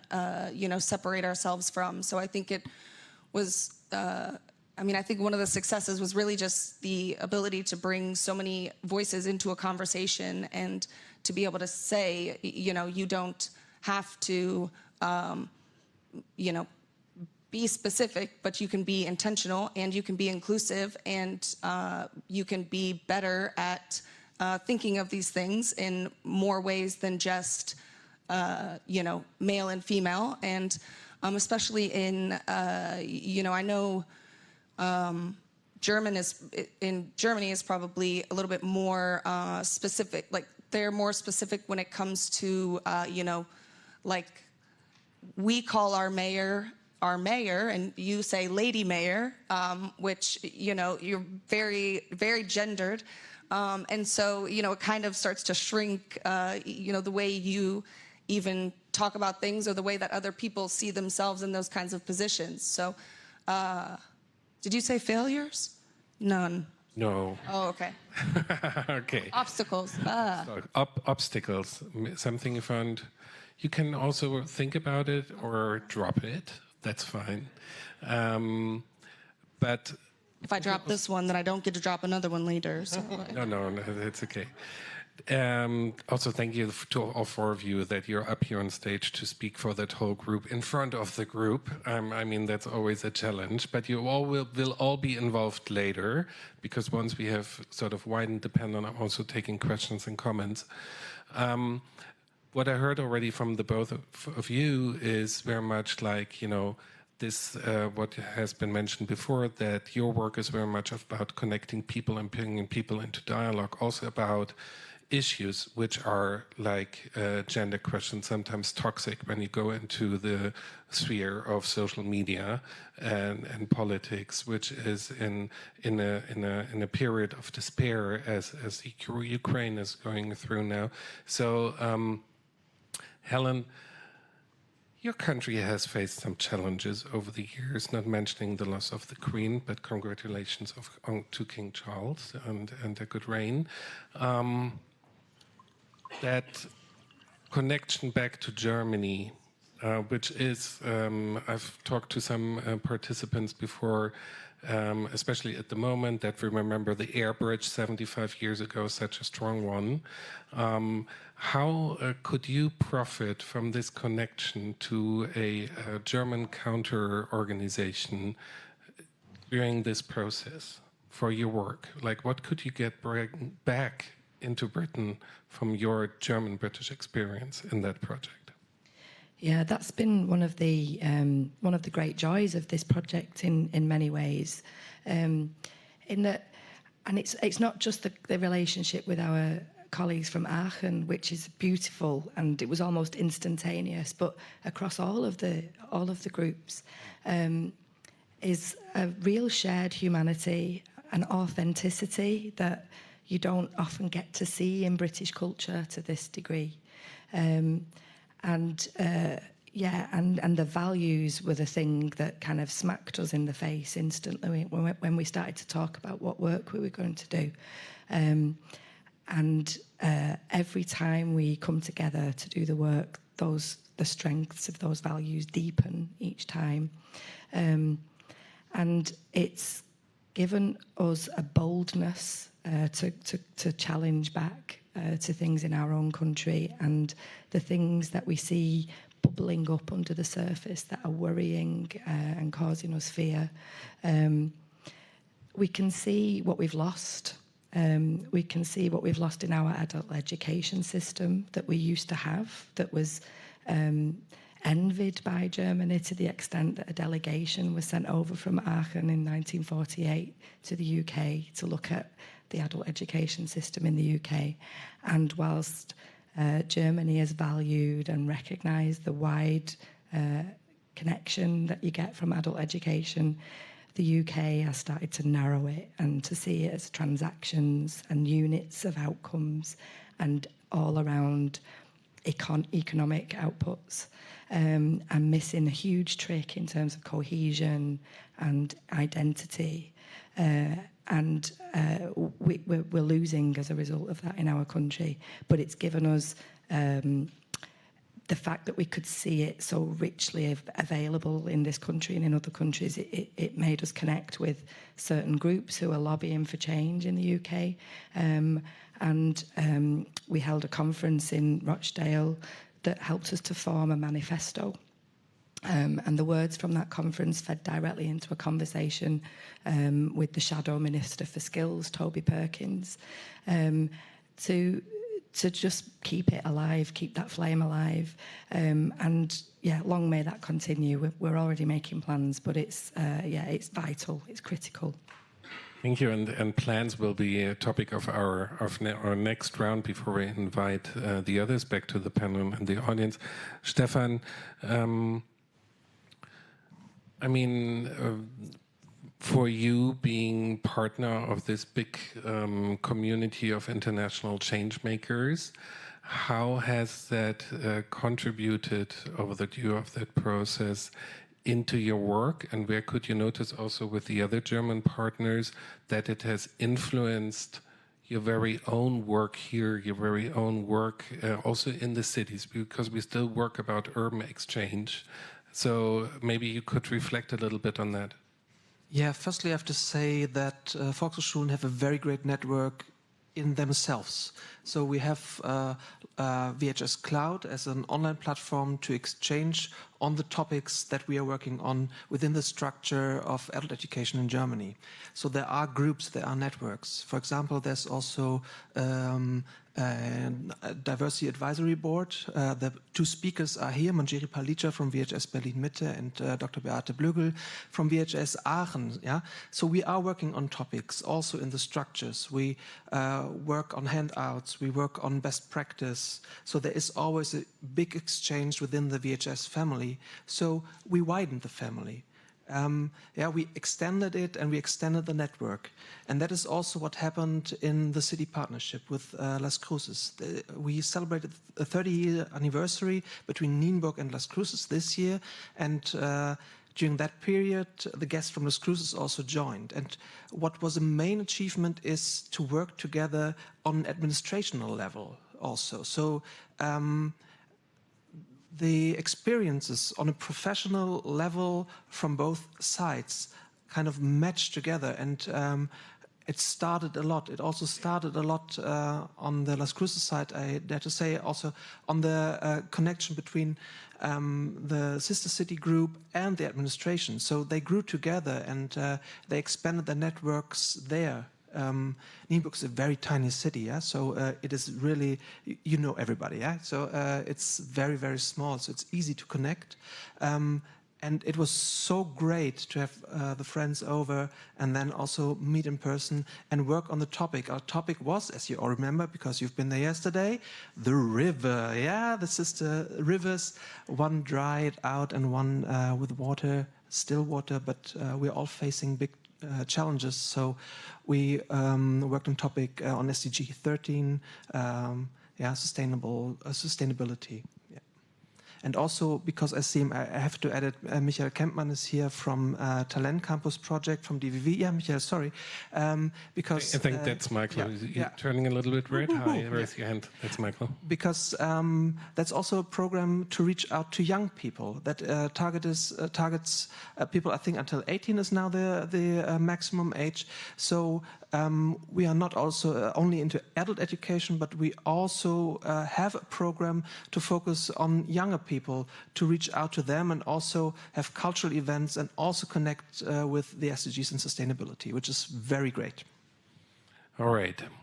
So before we have a kind of not closing round, but a last round just with the four of you up here, I would like you to applaud your representatives here. It's always... I do this work as a foundation manager and now as a moderator since 20 years, and it's always so hard if you do such concrete work and suddenly you're up there on the panel talking about policy and, you know, the bigger pictures, but you're doing great. So let's change roles again and let's make up a little sort of, you know, how to say, role game here, and start again with you, Stefan. If Felix thinks now, okay, I'm new in the job, that was really impressive. I have a briefing tomorrow with our foreign minister. I need a showcase to what they have been doing, and he would call you, and up there you go in the Weltsaal im Auswärtigen Amt to talk to Mrs. Baerbock about why this project was important and what you wish for the future. What would be your 1 minute? I really think, I mean, it was mentioned over and over again that the project idea has to continue. Maybe not the same project, because that is not the idea of a project. Yeah, you always have to come up with new things. But the network in itself has to continue. And I think a great next step would be to kind of work out modules or workshops or things that other adult education centers in the partnering cities and also throughout the world can join and can gain from the project and can gain from the energy and time we all put in, because we spend resources. We spend resources to come here. Yeah, we spend our time. We grew together, and so it would be a pity to just, by not continue funding, to just kind of get everything away by not signing, just a form, maybe, yeah. Okay, there we go. And Helen, you already drafted a declaration, and you can come back now to the United Kingdom saying, I've not only met these German educators, but I've met people from all over the world. We are part of a global community, and that's why we also from the UK should do something similar or continue. What would be your pitch? What would be your main reasons to convince your fellow partners, funders, adult educators about this kind of work? Yeah, I don't think there's more of a compelling narrative than the SDGs. And for me, adult education is almost uniquely placed to deliver those SDGs as an actor. And it can evidence that through almost everything that it does. So for me, that, you know, we're talking about a public narrative out. We're telling a story internationally about the things that are important to society, and the fact of the action that's inherent in adult learning drives away apathy, inertia, fear, loss of identity, loss of hope, because we're taking action and we're doing things. And I think that compels us to continue. And I think we're very lucky in public service in that regard. So, yeah, that's the story I would tell. Thank you. And Anastasia, when there's a lot of support going to Ukraine, and maybe you get called into the city government of Lviv to tell us, we've heard you've done this project with German educators and others. Should we continue? What would you suggest? What are the main outputs for the city of Lviv to do this kind of urban exchange? And could I bring with me the Prime Minister? You could, yeah, you invite everybody you want. I would like to buy the ticket to him and bring him with me, and we would like to do that together. But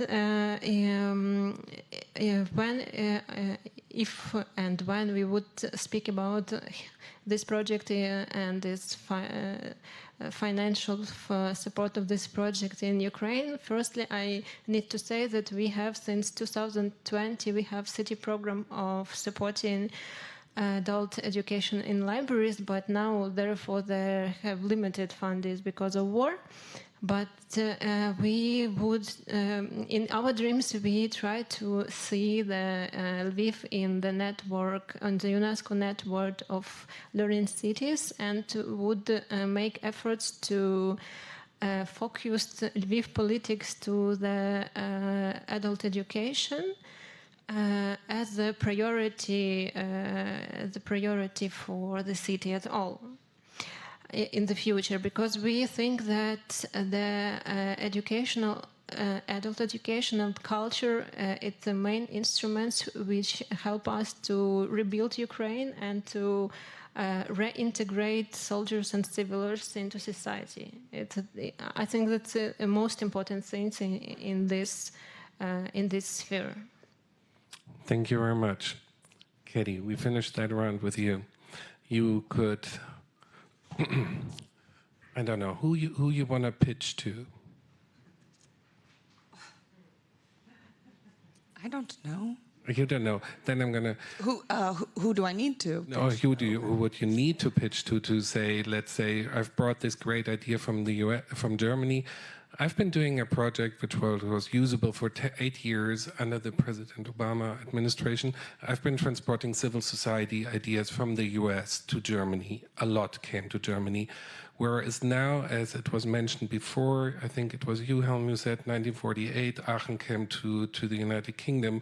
Now we come here to bring it back, and maybe we harvest something with this project that you would say the role of cities internationally and the role of adult education. This is something we should concentrate more on in the US as well. So what would be your outcome from that project for that? I mean, I think the thing would be to kind of educate everyone on it, because it's something that you can take back to wherever you live. And personally and selfishly, I would like to continue the project because of the amazing people that I got to work with, and also the VHS for being great partners. And I think that part of what we're all doing, what we all just keep talking about is, essentially making the world a better place. And kind of one of the questions we left with at the end of yesterday was, how do we change the policy, right? It's always the policy, because we know that if we're not changing the policy, it's anything could happen. But a lot of times you hear that if you're not changing hearts and minds and telling people about these issues and making them real and connecting them, then you're not going to change policy. And that does take a while, as I'm sure you know. It's a lot of work. So I think that being able to take not only each of the individual things that we've done, specifically with the youth, I think just another thing we heard yesterday is, like, how do we get more young people involved? Like, look around, who do you think is the youngest here? How do we get more people, more young people involved, as young people are the future? So one of the things that we really focused on was kind of connecting that youth, because the issues that they face individually may be the same in their cities, but they don't, but some of the things aren't similar within their communities when talking, across an ocean.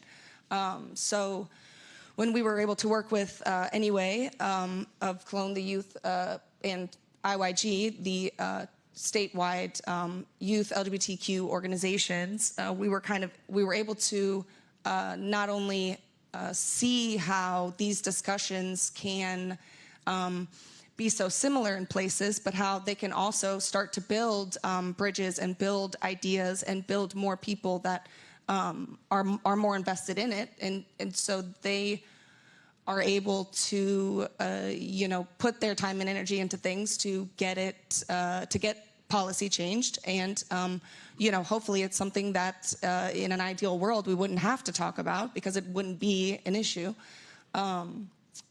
So I think just kind of continuing not only the conversations, but also, as you said, the civilities. And as my friend Hamira says, it is it's not a communities problem, it's a civility problem. And so I think including everyone and really being able to take what you learn and what you talk about and what is good or what maybe needs changed, and having the hard conversations to say, you know, if we don't talk about it, it'll never get anywhere, and go take that back to your city is really a way that we can not only, you know, help lead a project forward, but also just help create safer spaces and a better world in general, I think.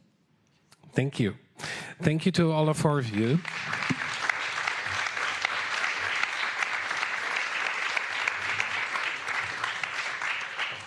Please stay up there. I'm going to step down because I'm going to reconnect to the audience, but I also have to give one chair to one of our next participants. On the panel, I would like to call back Edith Hammer and Mrs. Annegret Kramp-Karrenbauer to join the stage. Maybe you want to take, and you can give me that glass. There we go. I think that's still yours. When they brought up these glasses, I was like, oh, cool. In the state representation of Saarland, you get served beer immediately, but that might just be my Bavarian heritage, because that's... Afterwards. So we have now half an hour of discussion here before we close. And you have to go? Okay. So we reconnect here on the podium, take questions from the audience.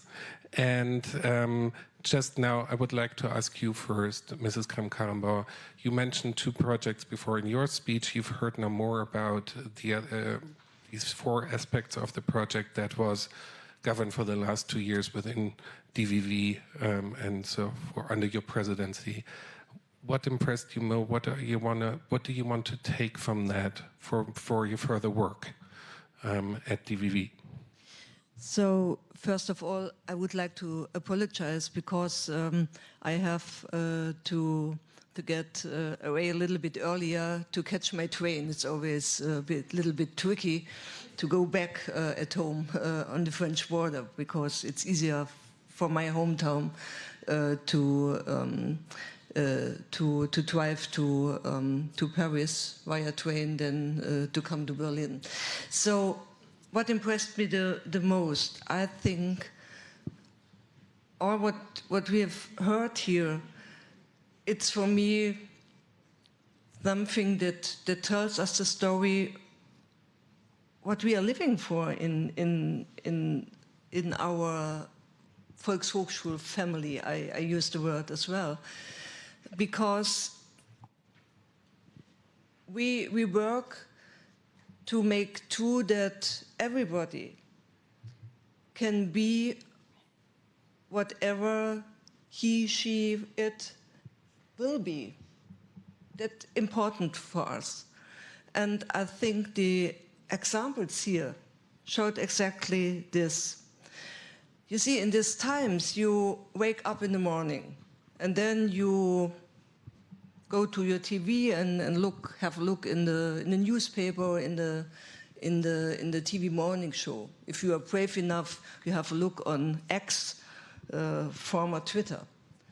And for me, after 5 minutes, and I think it's similar to you, after 5 minutes, you feel a little bit overwhelmed because of all this news, of all these problems, of all these catastrophes, wars, and so on. And there are so many people thinking, okay, that's too much for me. There's nothing I can do. It has nothing to do with me. And what we want to do is to encourage people to say, okay, perhaps I'm just one, but you see here we are a lot of ones, and we can do, I can do something. And this is very, very important. And second, this is important for organizations and structures as ours as well, to know we are not alone in this world. We have partners with similar problems, perhaps different structures, but we are in this together, and we can learn from each other. And especially, I was very glad to hear, and it's important to say, for example, for UK. UK may not be longer part of the European community, but UK is part of Europe. And so it's absolutely natural that we are working together. And these are the experiences, and this is what makes me proud to be a representative of organizations that are working in this kind. And I think there's a lot we can be proud of. Thank you.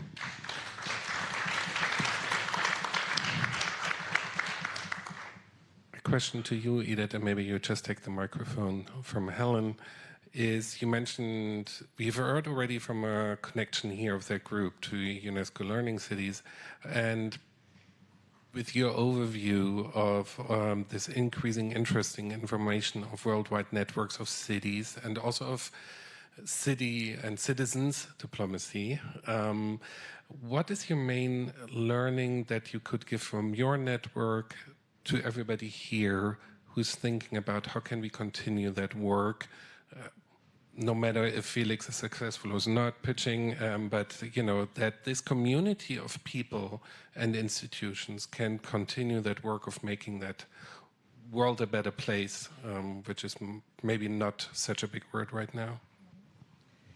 Yes, thank you. I was also immensely impressed with hearing from the cities and what has been achieved from these partnerships, particularly because at UIL, being at the secretariat of this global network, we are usually not that close.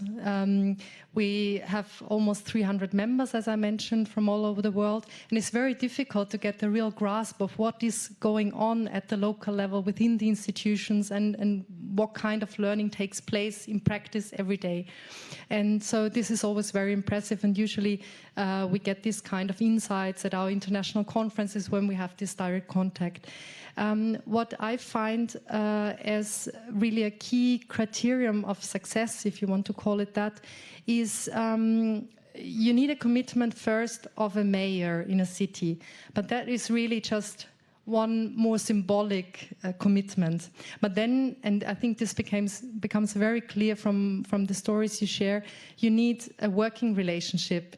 You need people dedicated within institutions, and this kind of connections that you built in your partnerships, I think, are key. And we can see that in our cities. If it's only the mayors who join such network, let's say for city marketing purposes, then very soon we notice that it stays at the symbolic level. But when we have partners who are at universities, sometimes we have our focal points at the universities or at adult education institutions, at community centers, sometimes also in the city administrations, then things happen. And they happen with a certain continuity, because the difficulty also, if you have a change of government, then all of a sudden, sometimes we have very close relationships with cities. There is a change of governments and we can't reach out to them anymore. So building this kind of broad, to call it in more technical terms, stakeholder coordinated mechanism, I think is really a key criterion.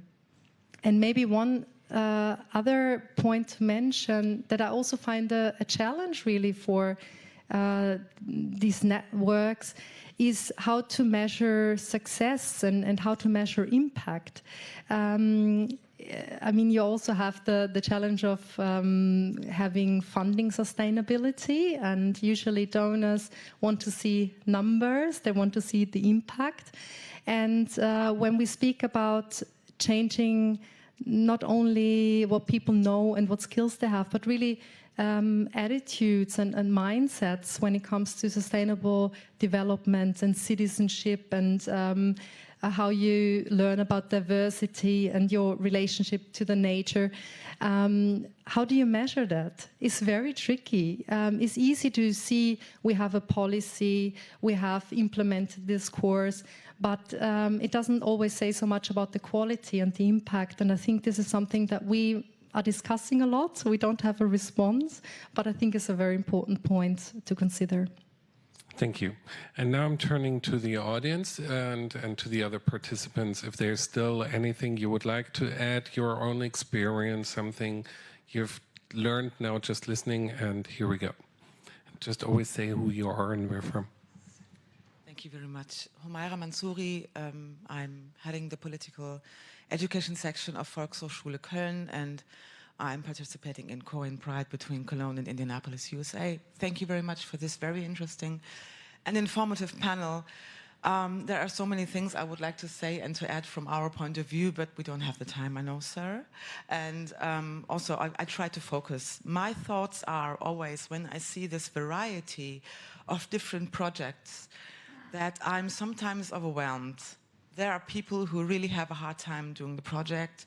We are all people who are very committed to what we want to do and convey because we have a conviction. We are convinced that what we are doing is important and that we can make a change on a small level, but we want to have it to see it grow. And we need the support. We have the person power, we have the ideas, we have the people who have a lot of strength and are willing to give that strength, but we need this funding and this sustainability. We're talking about sustainability and we need to have this guarantee from the political actors who give us the basis to do what we do very well. Volkshochschulen, adult education centers, and all the other institutions that are here from several countries, they feel that they have a responsibility for the society, and they take this responsibility. I think we are doing work towards the SDGs, we are doing work towards keeping up the flag for human rights, nothing more, nothing less, which means to me that we are also political actors. We have voices that we can raise for people and communities that are being silenced and more silenced each and every day in different countries, in communities, and sometimes many people who we live with in societies, they don't see it directly. So many things are happening in the underground and suddenly something is turning up and everybody is surprised. We have the responsibility, we have the tools, we have the connections to the societies on the municipal basis to keep people talking. And these are not several small topics for several small communities. These are things which affect all societies. It is to me very disturbing, as it's beautiful at the same time and also disturbing what we are coping with when we give visibility to other people and persons and individuals and communities in other cities and countries. This is our responsibility, making things visible, giving platforms to talk for democracy, for human rights, but we need your support to do our work because we do our work well. Thank you. Yeah.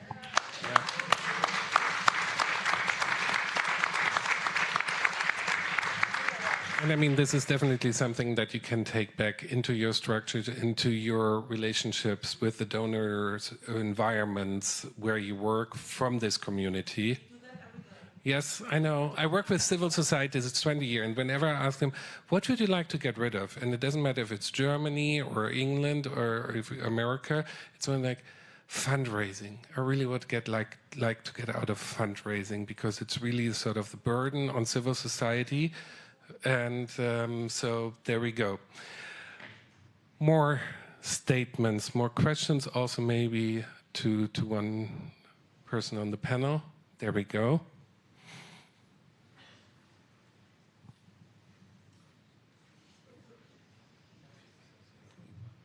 Hi, I'm Vicky from Rochdale, and we're in the partnership with our good friends from Aachen.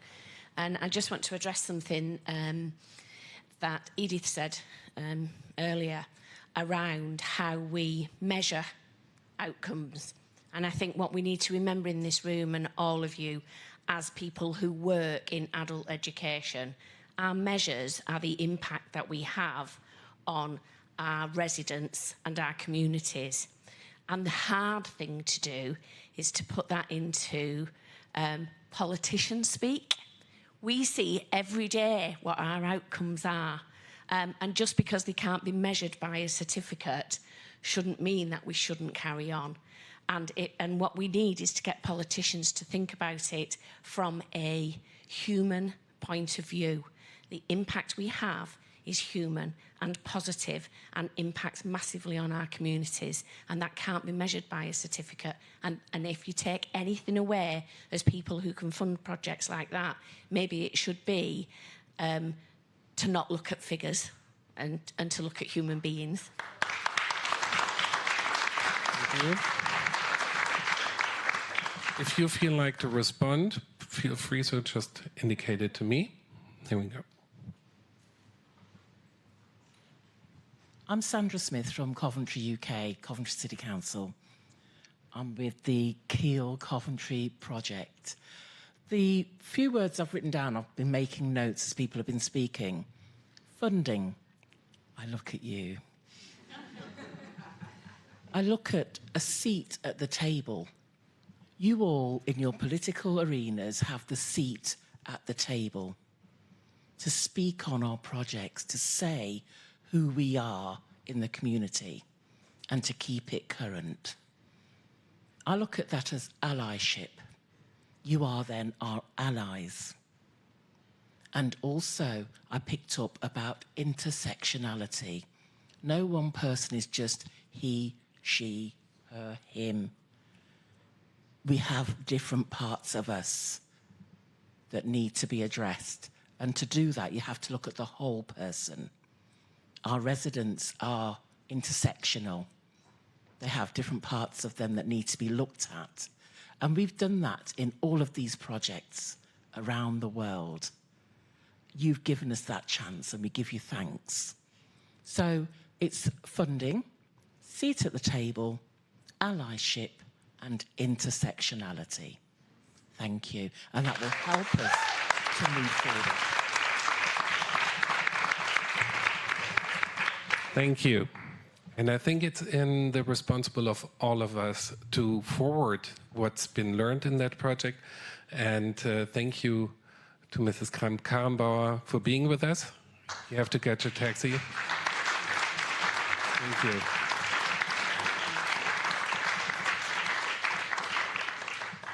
As I'm doing this work on urban diplomacy since some time, and I've been privileged to be also part of one of these groups with the American-German Institute, and already pitched your project to them because they have now a 3-year LGBTIQ exchange between the United States and Germany.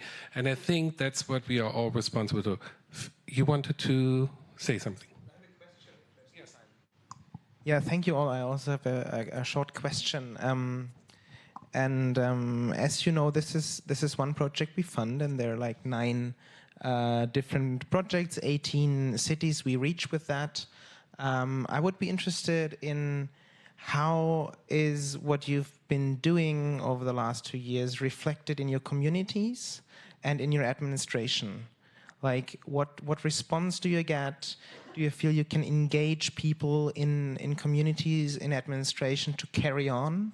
Because I think Germany has 7,000 roughly city partnerships, and we're reaching 18 with this project. So what we also need to do is to make it sustainable within the cities, within the communities, because as you said, it's a project, and we're looking into funding more projects. We want to. It's always dependent on the money situation, you know all that. But what we want to reach is sustainability, and that comes with the community around, and that comes with the administration. I would be interested in how you feel those groups reacted to the project. Thank you. Would you like to take it? Yes, I think if some of you know who the former Vice President Mike Pence is, then you know Indiana's been working long and hard on civil rights and equality for quite some time now. And it's also funny that you mentioned the kind of keeping in touch with, who is representing us at that time. Our mayoral elections in Indiana, we have 121 cities, Indianapolis obviously being the largest. And there's actually 3 cities within Indianapolis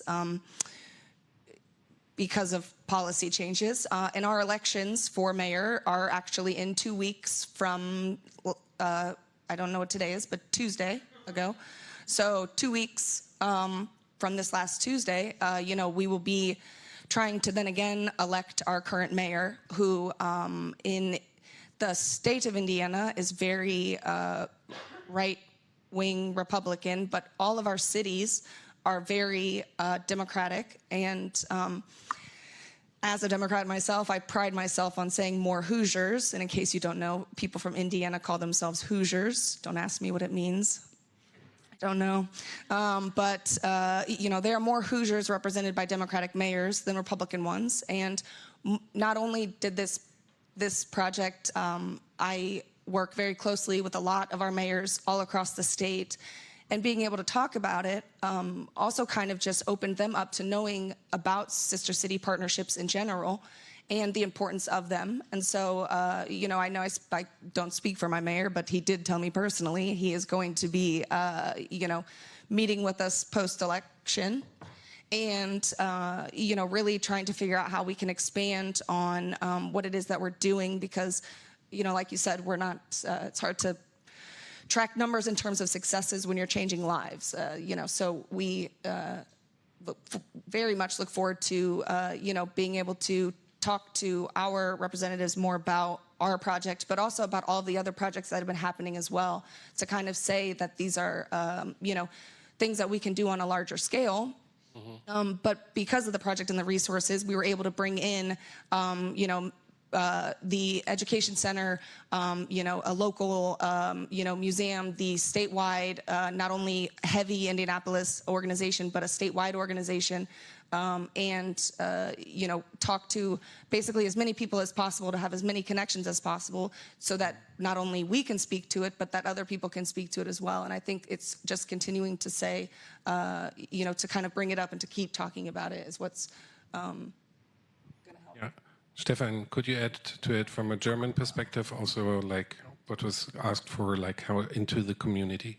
Yeah, it's more into the administration, I must say, because, and the community, it's both, but more administrational-wise, because the combination with the project together with the 30th anniversary of the city partnership led to working together on an intense level. And also Nienburg, the city of Nienburg will celebrate its 1000th anniversary in 2025. So we also had the project as kind of start to continue our relationship and then to also think of what can we do in 2025. So I assume that we will continue and that our friends from Las Cruces will come back. So we have 2 years from now on to also continue the topic of water or extend it to more sustainability, to learn from each other. So it has an impact. And it has a huge impact even for such a small city with it's like 30,000 people living there. Yeah. So it is big. It might not be a lot of money for you, but for us it was a big kind of money, so we could spend it on working together and intensify the relationships and also the communities. They have a lot from it, so it's very important. Yeah. And that said, also what I've heard here is very much reflecting what I've heard from local leaders in the sister project of yours in Urban Diplomacy Exchange, is that everything is in a kind of changing situation of the international responsibility of cities and of their international communities living in these cities and their relationships. And thank you for sharing that with us here today. I would, if I don't see a question, comments we take to the wine, questions I take in here. Yes. I don't really have a question, but it's just an observation.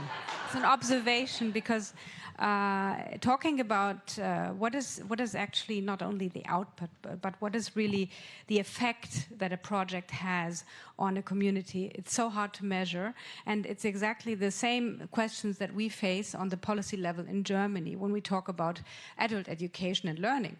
So, what is Volkshochschule? Why do we need it anyhow?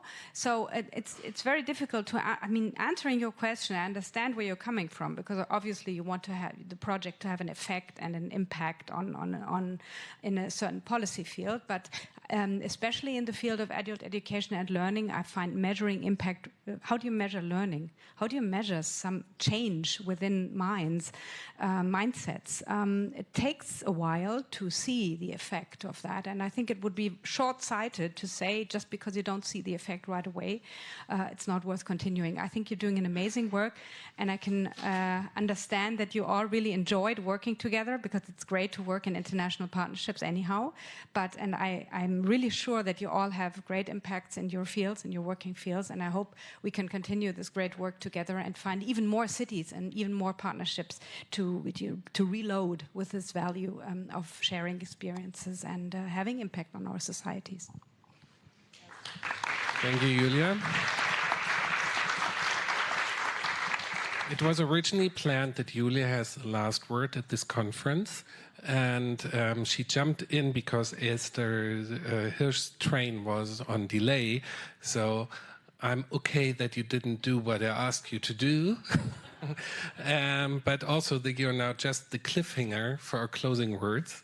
And I'm working now here to the part Esther Hirsch, Deputy Director at the Institute for International Cooperation of DVVI, to close the conference, not close our work together, and invite us to the drinks. Thank you.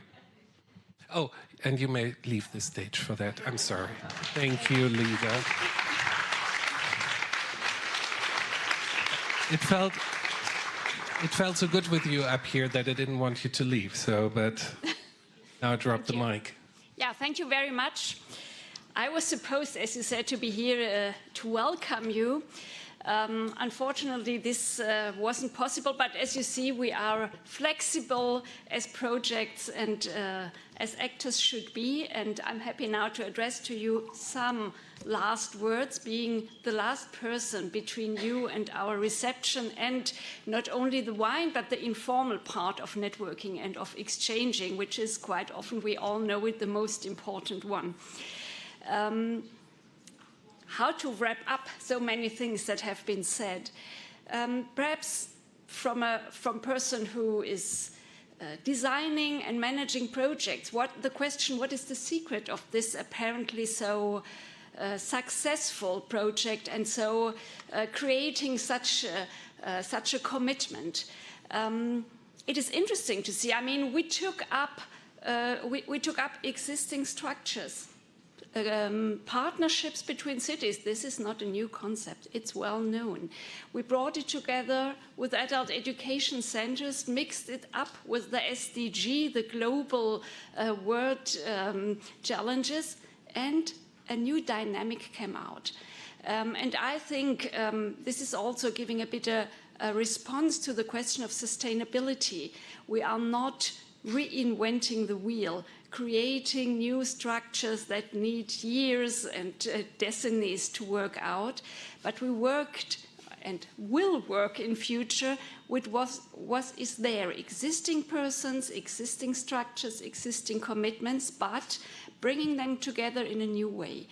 And I guess this is one of the secrets also of these projects, creating so much commitment and so many very wonderful and exciting experiences we felt here.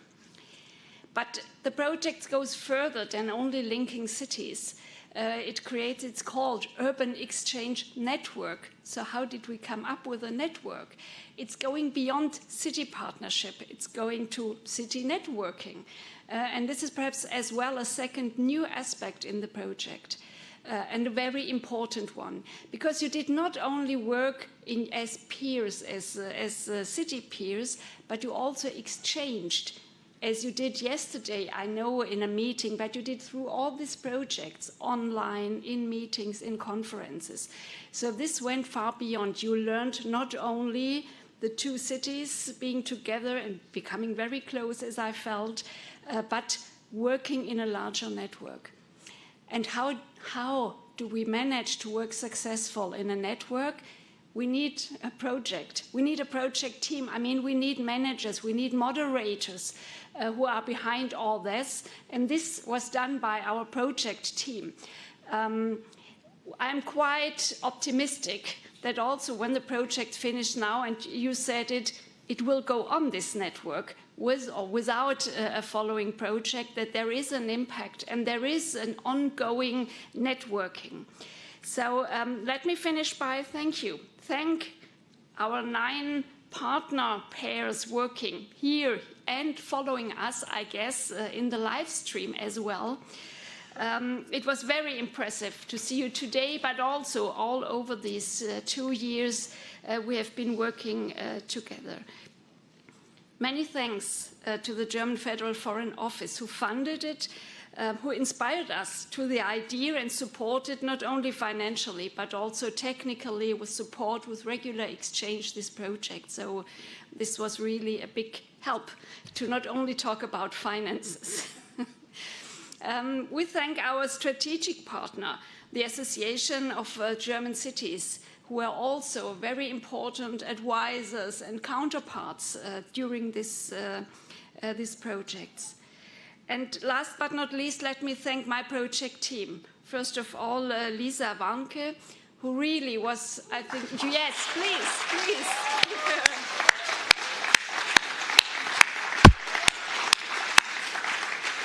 She was really, I think, committed far beyond her job description to this project, supported as well by Celine Diebold and Christina Buczynski, who is here with us today as well.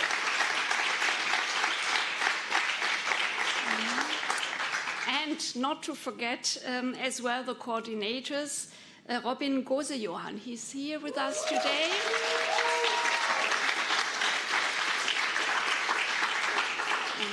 As well as Artem Sadomov, who is not here in Ukraine, but perhaps he's following us.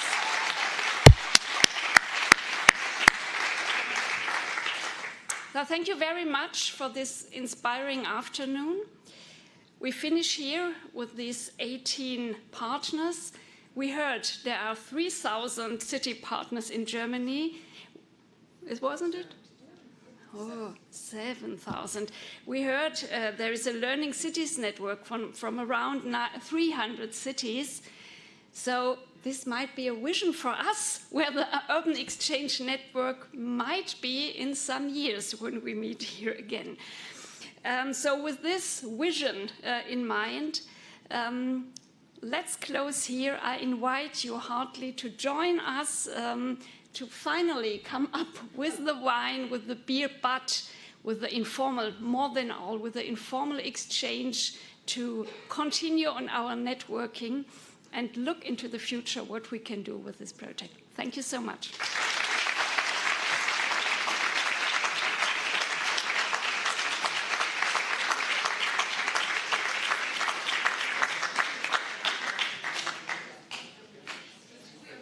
It's okay to get up.